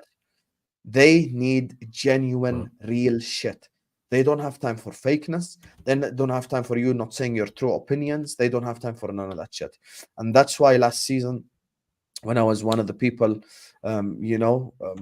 one of the people that said this as it is about the Liverpool stuff. That's why I feel like I gained so many people who just consistently watching me to this day because they're like, when Liverpool were down, this guy actually expressed our emotions publicly Tell on you how it YouTube and was. put Yeah. himself like in the face of the fire just to express the emotions of people like myself. And he said about international fans. Shout out to all the international fans who watch Real ones. football. I lived Real in ones. Malaysia for a year and a half. Those year and a half in Malaysia, I used to go at 2 a.m., 3 a.m. to the cafes to watch, not even a good Liverpool, a bad Liverpool at the time. I'm talking about 12, 13 Liverpool. I'm talking about Jeez. 14, 15 Liverpool, talking about a Mm. bad Liverpool. 13, 14 was good, Obviously, it didn't end how we wanted it, but the other years we were crap. Talking Mm. about, Borini, Lambert, Joe Allen. I'm talking about the bad days, and I still used to be able to find 40, 50 people in a cafe, and I missed uni, and I missed assignments, and I missed all that to watch it. So Mm. my respect always goes to the overseas fans, and I just want to say something to the locals. Let's all, as human beings, come to the decision to be proud of something that we are in control of. You being close to Anfield is not something that you decided. You were born there. Mm. It's You not were like, born in Liverpool. God asked you, where do you want to be born? And then you said, I want to be born in Liverpool, and you're just there. That's not kind of not how it worked, And there are many opportunities that people are unaware of how difficult it is. Obviously, myself being from my background, being from my religion, I've spoken to Flaws about this stream. Mhm. People don't know this. There is a 3-page checklist in order for me to just enter the UK. Just enter. I just want to tell them, hello, guys. One day I'm actually going to call the UK embassy and just pre-record it for people to just believe me. You have to call them. I just want to watch a Liverpool game and come home. That's it. That's all I want. Mm. 3-page checklist. You need to have never done this. You have to never We gonna done make it that. You need to happen. have this much money in your bank. It's just We gonna make it insanity. happen. Trust me, because we need to get you over Yes. here to do Yes. we've already spoke about this publicly. We spoke about this privately. Back again podcast in front of a live audience in a venue. We gonna sell tickets and make that happen. As soon as Sam can get over here on a regular basis, I'm putting this energy out right here, right now, into the universe, saying it on Sarcasm City TV. Make sure you subscribe to This Is Football. We will definitely make that happen as soon as Hassam is allowed over here on a regular basis. Like I say, back 100%. again podcast live in a venue, big Yes, event. it's in the works. I have to Yeah, visit. I have to visit the yeah, UK, inshallah, as well. Because as well, I have to visit Anfield. That alone in yeah, myself that's is an right. insane experience that I've never been. That obviously, I've never been, and I've never had that opportunity. And that's an opportunity that I really need and that I really Mm. want in my life, to just visit Anfield. And that is going to be something that I'm going to be so happy to do beyond belief, honestly. So, yeah. It's That's never right. gonna be back again, ex Ryan, because when I meet Ryan, I'm generally gonna slap him in the face. First thing. First thing when I see Ray, just slap directly. Hi Ray, hi Hussam. Directly on his face. Shout Can't out, wait. Brian. Let Slap me the guy. I play this clip now that you sent me. 1 second. Let me play this clip. Hold up. Big up to This Is Football, my man Don Hassam. I watch this guy regularly. I don't go to sleep till late, and he's always on the box. Big up to Don Hassam's people. Do you know what as well, Don? If you're still watching, bro, like, I'm so happy for you, man, because I remember when you would come on before the whistle blows and you were starting out on that journey, and now, like, you are that journey, bro. Like, they come to you now, and it's just class to see, because you're a real stand-up guy, and you deserve everything that comes your way, brother. Real one. Real one. And when you hear stuff like that, you know that you went on the right path. The flawless intro that he gave on the stream is not an intro he'd give anyone. Facts. Some random Tom, Dick, and Harry who's just like, who's just not real, not genuine, does not get just like that type of stuff. And like, this is why I'm saying you always have to be yourself. You have to be genuine. Stick to who you are as a human. Be a man of principles, and always just be yourself. Because the reality is, no one can be you but you. There is no one who can be yourself. I cannot pretend to be flawless tomorrow. Flawless cannot pretend to be Hussam tomorrow. Facts. It's just be yourself. Go with Yes. your own ideas. Go That's with it. your own stuff. You get me? And at the end of the day, if it's meant to be, if it's successful, it's successful. And if it's not, as I said earlier on, I don't want to do a mad tangent again, but just always be adaptable. Let's say shout out to Sheik. He's a new content creator, as an example. Yeah. If Shout out Sheik. if Sheik does a form of content that he tries 5-6 times, has no views whatsoever, it doesn't work out, Sheik should change the strategy. And this is the thing in life. You just have to be a bit more malleable, and you have to be able to change and transfer. And I'm sure, by the way, if me and Flawless are doing a special maybe 2 years from now, we're talking about how there is new, even Gen Z wave of content that's coming in that's completely different. Like, who would have thought 3 years ago that there would be YouTube shorts and people from TikTok? How many people have we met from TikTok? Like Rory from Arsenal, like Dawood, like so many people from TikTok who just went viral and stuff, and now they do longer form content, and you just have to appreciate all the people who have helped you along the way, all the people who have pushed you to get you to this position. And there's people who are just genuine, and there's people who are always helpful in the chat. People like a Warrior, people like an Aaron. Hey, Warrior J, real one. Real one. Those are like the hidden warriors in the chat, that always help push your channel. Like, guys, subscribe. See, I just said it. Like, guys, subscribe, all that good stuff. people who just help genuinely just support your channel, support you as a person. That's something that you cannot buy. You cannot buy the respect of the people. You cannot fake the respect of the people. People either respect you and love you or they don't. That's just the ultimate reality. And there's always going to be people who hate you, always going to be people who love you. But the genuineness and the reality of it, I've seen so many people fall victim to that you need to have tough skin. Yeah, to do this, if you're in a public, if you're out there as a public figure, you have to have thick skin. And what I always say to people in regards to it is focus on the people who do like you. I don't worry about the people that don't like me. My content and me and my brand doesn't cater for you because you made the decision to say you don't like it. Cool. You know who I focus on? The people who do. And then I get more people who do. And that's how you grow and continue to grow. Because you know what? In this content creator space on YouTube, we all started off at 0 subscribers. Yes, we all started off at 0 subscribers. So whether it's 10K like me, whether it's road to 30K for Hassam, or whether you're doing astronomical numbers like a Rancer, Troops, a Lee Gunner, a Saeed, for example, whatever the case may be, we all started off at 0. And that's what the show is all about, Hassam, in regards to that's why the special, and I gave you that intro, was to give you your flowers because it's thoroughly deserved. In particular, as an international fan, also English being your second language, and kicking down doors, Taza said it earlier, for international fans. This whole myth that international fans don't care, or they're not knowledgeable about their club, or the passion's not there, or because they don't live close to the ground, or not in the country, that is, if Liverpool loses, like I'm not really fussed. No, they invested. And you have to be. And I say that about international fans, to wake up, whether it's early morning or the middle of the night, depending on your time zone, to watch your team, especially when it's rubbish. Say it to Sheik and Eddie all the time. They on the West Coast early hours at times. 6, 7, 8 a.m. in the morning to watch Manchester United. I've told them repeatedly, if you man don't want to shop, it's cool. 4:30 to watch Man United Everton. Imagine. How dare you call him a fake fan? You fraud. Exactly. How dare you call him? I didn't even want to wake up at 11:30 a.m. to watch it, and I'm here. I don't want to wake up at times when we got a 3 p.m. kickoff at 1 p.m. to watch Manchester United. Never mind them doing it there. I told them hey, if you man don't want to watch, I understand. Trust me, because I'm here and I don't want. We play in Brentford at 8 p.m. when the internet. I don't even want to watch that. That's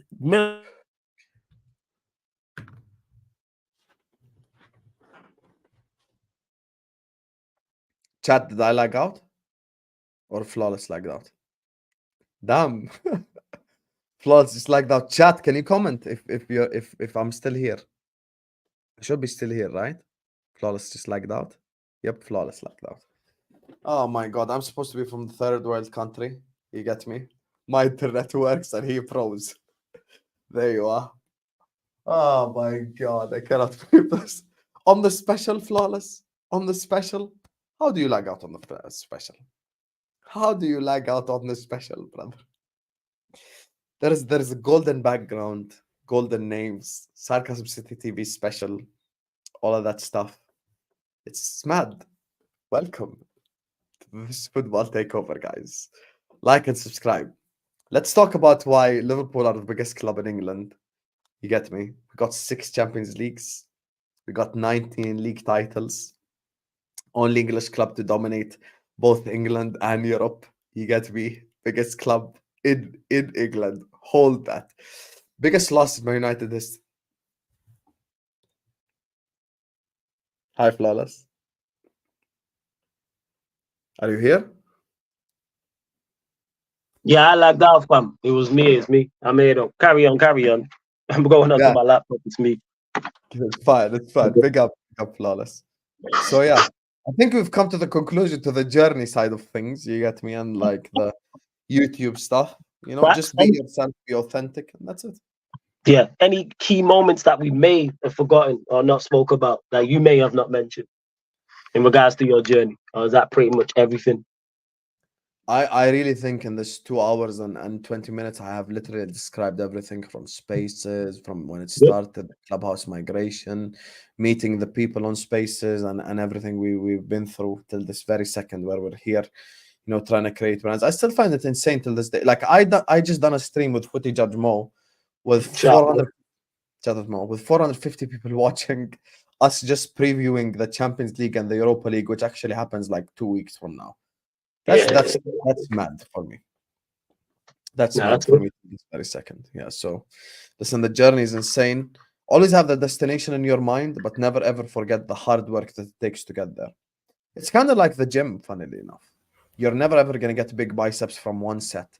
If you do that set 500 times, you're going to get big biceps. That's just how it goes. And if you do the correct food intake, you're going to get the good body. Like, it's just everything in life requires time and building and good planning, and you can make it. There's people out there who are watching us right now who will be content creators 2 years from now with 10,000, 15,000, 20,000 subscribers who we don't even know who they are right now. Facts. And That will be that next wave. 100%. 100%. And all you have to do is just believe in yourself, stick to yourself, and just stick to who you truly are. But the only gripe I have with certain people that I just see sometimes, they're just like, I call them fallen warriors, who just try it and they fall off. Sometimes when they go through like an unsuccessful strategy, they decide to stick to it. If you see something is not working, change it. Always be adaptable. Always be ready to do something new. So that's the thing. Original ideas always help. Ahwa, A-listers, Yardman show, back against shit like that. You need stuff like this, bro. You need stuff like this for the people to just look forward to. So yeah, trust the process. Exactly what Dennis Maldini said. Trust the process. Trust the process. Yeah, but only trust the process that leads to results on YouTube. If you're sat there, if me and Flawless done streams now, 3 years later, with 7 live viewers, we ain't gonna be gassed like we used to be 3 years ago. So you need to see consistent improvement, Yeah, I hear you. Nah, 100%. Sorry, man, we're just making sure I can click in if this internet messes up again. But big up everyone that's tapped in. Run up the likes, you lot, man. What we doing in that? Run up the likes first and foremost. Make sure you hit the share button on the socials. Subscribe to the channel, Sarcasm City TV. Make sure you subscribe to This Is Football as well. Let me get to some of the super chats as well before we get Hassam's thoughts on more current Liverpool affairs as well. 1 second, let me get to this. Big up to Mr. Kyle. It says, yep, unfortunately, we do. Saying we have to be here week in, week out talking about Manchester United this season. It sucks, but here we are. Expressions is my G. Spread the love, peeps. Subbed. Big up to you, Mr. Khan. Shout out to Expressions each and every time. Been fortunate enough to have been on stream with him a couple of times. Real one. Hilarious done. On Mount Rushmore candidate. I think everyone loves X and understands what X has done for content creators in this space. I think everyone's fully aware. So shout out Expressions every single time. Big up to Chelsea 101 for the super chat. Appreciate it. Says, you forgot Saudi Hissam. So he's talking about when the guy said earlier super chat about if you're out in the US, they say they've got you. Says, your shows help me through hard times. Your stay is on me. Shout out to Chelsea. Big up Tom Mizzy. Says, big up Flawless. Salam Aki. Feels like yesterday we talked in the call-in show how safe Qatar is for the World Cup 2022. One of the best trips I ever experienced. Big up to you each and every time. Tom Mizzy. South_Paul says, big up Flawless. Missed you. I'm back again. Keep it up, G. Hey, big up to South_Paul. I'll be back. Big up to Traps. Yeah, I bet you did after Traps said about the Van Dijk thing that we said. This fucking guy, This guy a joke, man. Big up Spoobs. Says, big up the Jordanian half prince. All banter aside, Hassam, you're a legend. Big up Spoobs every single time. And Spoobs running clubs after this as well. That man are already on in a party, so go join up if you're about. Big up to Malcolm. Says, big up Hassam, my G. Your work ethic is unmatched. I just started my YouTube channel a year ago, and I'd love to have you on my streams. Work, Malcolm. So it is, but big up to you, man. It's always work. Big up to the football club who says, where are you now? Where do you want to be? How are you going to get there? 3 questions for me that are key for success. They are 3 questions that are key for success. There's a 4th question that I will add to this. Go on. You see, when you say, where are you now? 100% agreed. Where do you want to be? 100% agreed. Never put a limit to it, though. Facts. Your dreams, they're called dreams for a reason. Why should you dream about having 10K? Dream about having 100K, 1 million, Facts. 2 million. Just keep going, bro. And you're going to get there. How are you going to get there? The sub-question to how are you going to get there, if you want to be successful in anything in life, is, are you willing to put the work in? Are you willing to put the work in to get to the where that you want to be part? If you're not willing to put the work in, I'm going to be real with you, don't bother. Because I've actually met so many people with great personalities who can speak on streams, who are fun to be around, but who just didn't have the work rate for it. Yes. That's you cannot cheat the game. You cannot cheat the process. You cannot skip steps. You cannot skip steps, people. You cannot skip steps. And if anything, the special should have told you, whether it's Sam, whether it's Matisse yesterday, Lee Gunner, whether it's Lewis, whether it's Troops, they all said the same thing about work ethic. And you can't, there's no lying, like you're either live or you're not. You know what I'm saying? You either have a regular schedule or you don't. The people know. The people will call you like football club here. You've seen it in other super chats. So Sam, you're a hard worker. Your work ethic is crazy. Because the people can see that.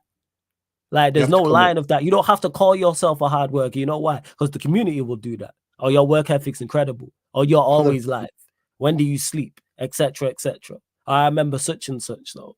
Yeah, big up to you, Football Club, for the super chat. Big up to my guy Eli as well. Says this series should be called Keeping It Real. Hey, big up to my guy Eli every single time. Love Eli. Big up, man. Shout out to Eli. And you'll catch him NBA watch-alongs and the playback. Eli is on that, people, on a regular basis. Big up to Strasbourg Steve as well. Another part of the Sarcasm City TV community. Says 2 legends of the game. Much appreciated, and big up for the super chat as Steve. Well every single time. So now we've done the backstory. Got through the super chats. Big up to everyone in the comments to see you lot. Currently, Liverpool obviously just got knocked out of the FA Cup by Manchester United. Still in the Europa League. Still in the title race in the Premier League. So I ask you the actual question of this edition. Do you believe Liverpool have the easiest run-in of fixtures in the title race? No, I don't think so. No. Okay. And I've been saying this as well for a while, and you can even back up the stuff that I'm saying, because you've heard me say it. Yeah. I've heard you say it. Well, there are certain games that's not played on paper. Liverpool Man United is not played on paper. Liverpool Everton is not played on paper. There are games that it's not just bro. People always look at football as a papers game till this second. People made that mistake pre the Liverpool United game. I try to tell people, Flawless grew up on a much better United team with much better players, with a better manager, who came to shitter Liverpool teams with shitter managers and shitter players, and still ended up losing at Anfield or drawing at Anfield or whatever. There are things that mean more in terms of, like, the size of the game.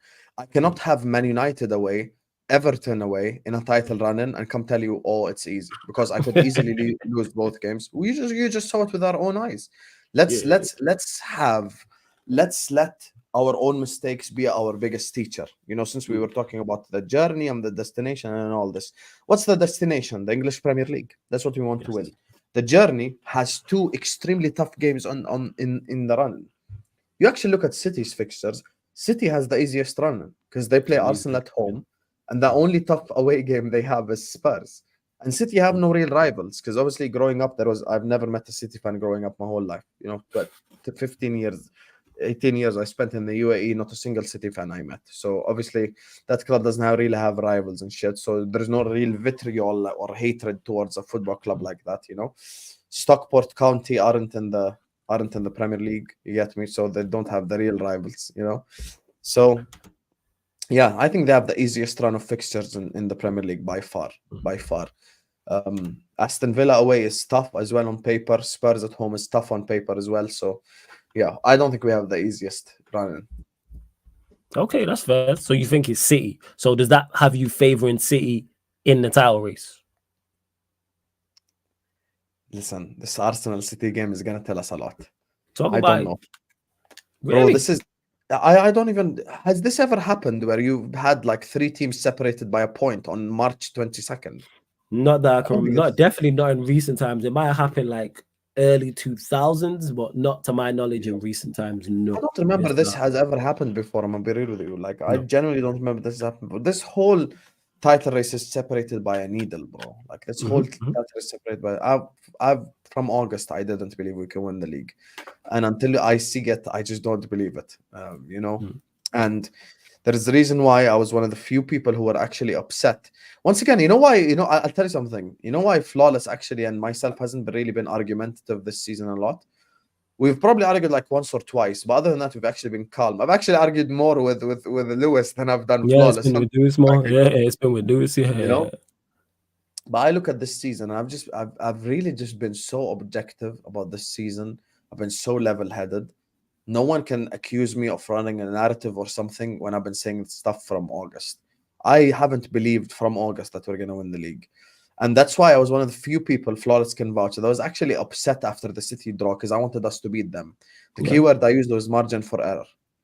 Because if had we beaten City, we would be 4 points above. Factually speaking, you could draw 2 games, possibly, and then maybe rely on them to draw points or whatever. Like drop a point. Even you could factually actually lose a game and you could still win the league.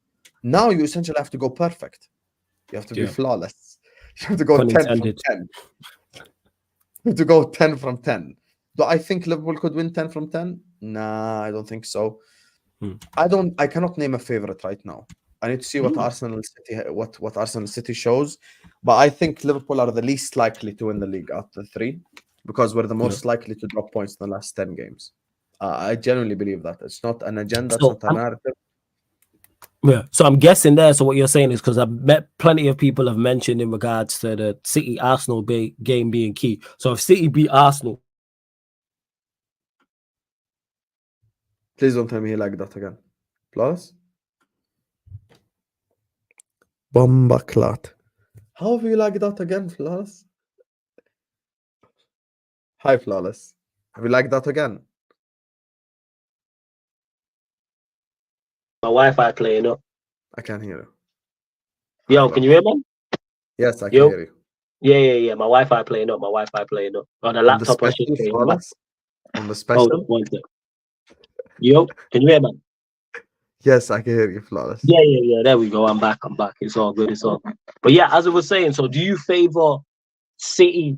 So if City win the game, do you favor Manchester City to go win the league? And then if Arsenal win that game, you favor Arsenal? Or is it still in the balance for you? Yes, I think I favor whoever wins in that game to be favorite, but I still trust City more. I listen, City are the favorites for me. I'm just gonna say it as City favorites, Arsenal second favorite, us third favorite. That's just how I look at it right now. But then if Arsenal would then go and beat City next week Sunday, you go, yeah. No, because they drew Bayern. And Arsenal have not shown me a world in which they can go Prem, UCL, Prem, and like be flawless throughout that period. Like, listen, City could play Madrid and then smack the fuck out of the Premier League team and then play Madrid again. They're calm. That's their life for the last 6 years anyway. It ain't nothing new. They've been used to this shit. You get me? But now we have to see if Arsenal could do it or not. That's the thing. Okay. And obviously you're in Europa as well. Do you look at that and go, how detrimental do you think, before we go to the Europa, how detrimental do you think going out of the FA Cup is to your Premier League hopes? Do you think it's an asset because you don't then have to play semi-finals and potentially a final? Or do you think it's detrimental?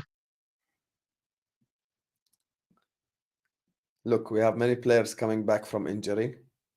So, the one thing I would say that worked in our favor is the fact that the run to the final of the Europa League for us is probably more favorable draws than anything. We don't play any English club, so they're not going to be extra tryhards. We play, the winner of Marseille Benfica if we get past Atalanta. So I look at us obviously as favorites to get to the final. It's not a crazy amount of games now. We're out the FA Cup. Obviously, we played 2 less games. Injured players are coming back, so maybe we could use that. But I feel like we just need Diogo Jota to be fit for the last 2 months of the season, because Flawless, you have seen me suffer enough with Luis Diaz. And I can't do that anymore. Cody Gakpo. By the time the counter-attack finished at Old Trafford, I fasted 3 days by the time the counter. That guy is slower than a sloth, so yeah, those two, it's just I don't have trust in them. If you give me fit Jota for 2 months, I'd be a lot more confident. I just think right now it's fair to say Liverpool are the least favorites just based on where we're at right now. Okay. And we play Europa as well. And I've been saying this since August, Flawless. You have been? Yeah, I'm not disputing that. That's why I've not even said you're lying or anything like that. You ain't lying. I call you a lot of things, but one thing you're not is a liar. Thank you, Z. Yeah. See, chat? The Flawless stamp right there. Yeah, 100%. You're a lot of things, but one thing you are not, definitely not, is a liar. Like 100%, you have been calling this art for a long time. So, do you see yourself as favorites in Europa League? You remember in January when you asked me Hussam, what would you sign now? I said a forward and a centre back. You see why I said forward? Yeah. Do you see why I said forward? Do you see? Now I Do could you see that. see Why? why But I said forward? outside of Salah, I could see that. Outside of Salah, I could see that. Why? Forwards I could see cost that. us versus City, versus Arsenal at home, versus Yeah. Brighton, versus so many fucking games. It's these forwards who let us down, and I've had enough of it.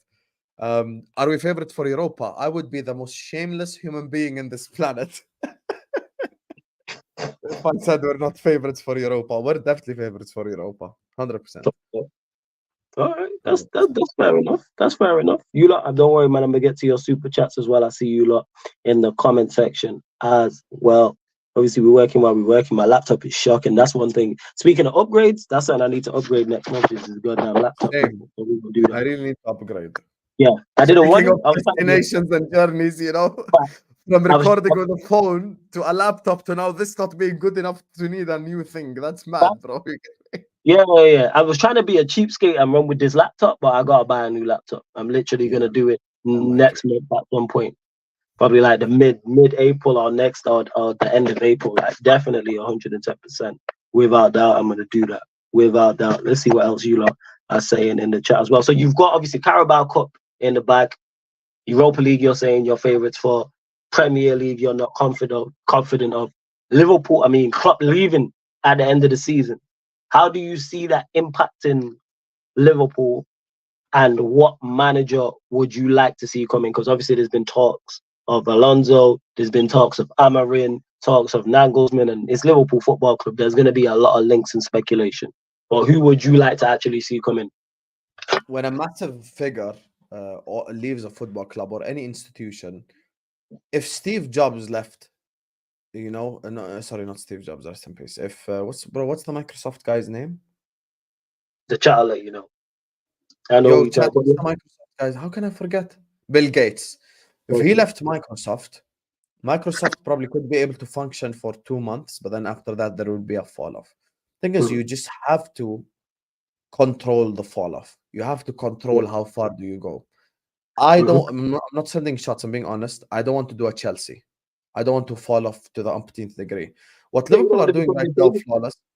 Actually, we have the same scenario with Ratcliffe. The only difference is we're losing a manager that we actually want.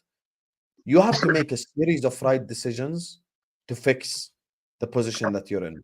Meaning, Bill Hughes, fantastic decision.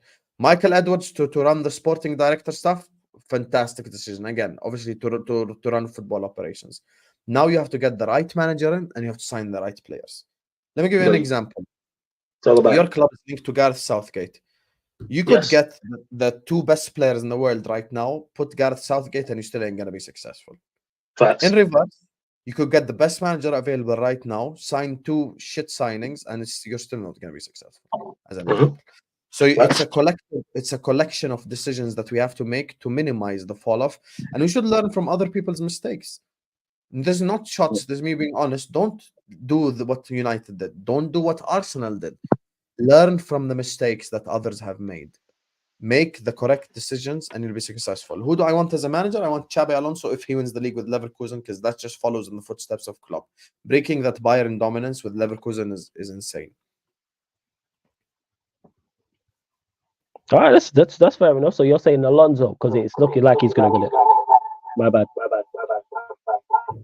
Yes, I'm saying Alonso. That's my okay. Mad flawless. Hi guys. I'm here. We here.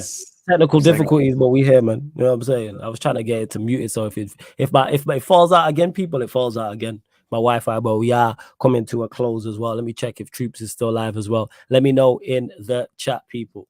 Big up. I appreciate it, Adam. You know what I'm saying? The new laptop's to be on its way. Big up. I'm literally just waiting on money from one of the deals I did. You know what I'm saying? From the playback deal to drop. That's all. And then I get a new laptop amongst other things. Yeah, man, 100%. You already know. Did he just end Baldini? All right, no worries. I'm gonna send you lot to the gaming channel then. Big up to Troops though. But yo, Hassam, this is all about giving you your what's it called, man? Giving you your flowers. Anything you want to add before we do indeed close out?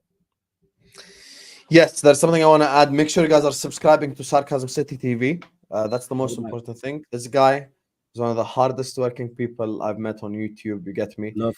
He's always there, always as well willing to give me his time if I ever need him on this football. Obviously, he's always there. I still remember the preview we actually done before the Anfield game, last season. Actually had Friday Night SmackDown on the background. Elite preview right there. Obviously there's genuinely, look, you've made it through a 2.5 hour special. If you still think Hussam hates Flawless or vice versa, you have a problem. You actually have a problem. I cannot fix you. Flawless cannot fix you. And look, make sure you support my guy Flawless.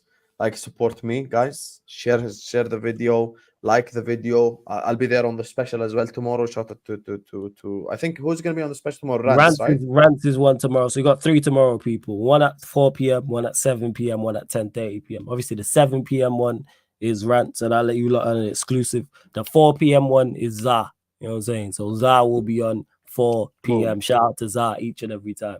So yeah, you lot Who's the getting 10:30 one? Is that a surprise? they'll have to wait and see. They'll have to wait. That's a surprise. Okay, let's go. Can't I'm let here it- for it. I'm here for it. can't So let this exclusive big up out. to you guys.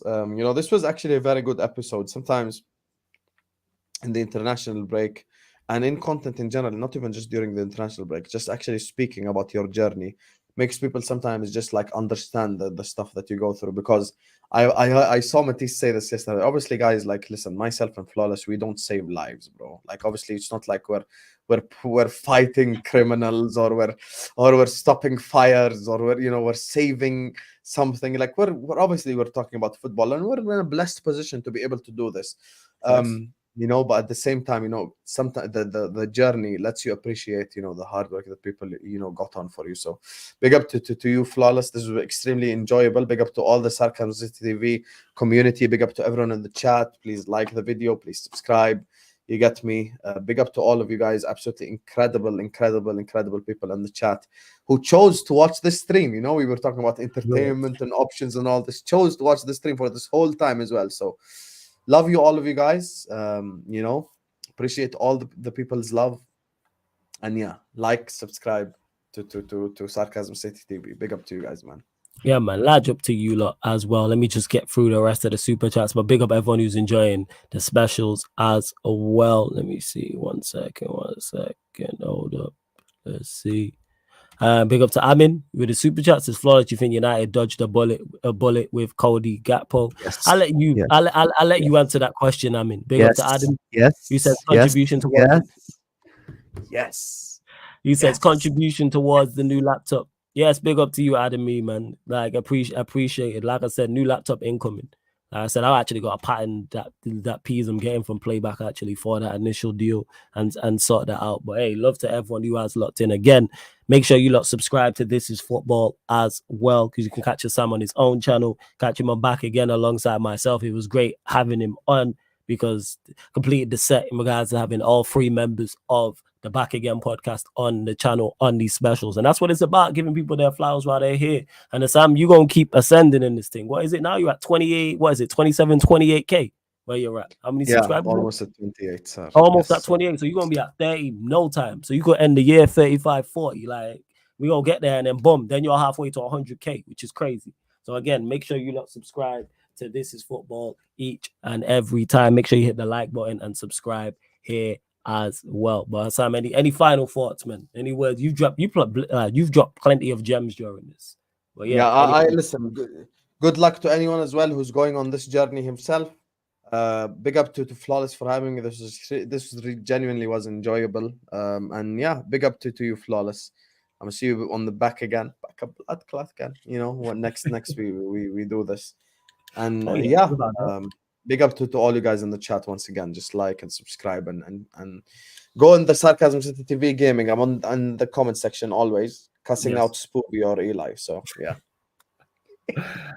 Shout out Spoobs every single time. Shout out everybody tapped in as well. Just got live on the gaming channel, so we're gonna redirect there because you lot said Troops has finished his watch along. So shout out to Troops each and every time. Everyone who's super chatted, all the all the comments, man, all the great words and kind words. Look, you lot are real ones, like for real. You lot are real ones. And don't forget, people, this show, all the specials from this week are available on all audio platforms as well.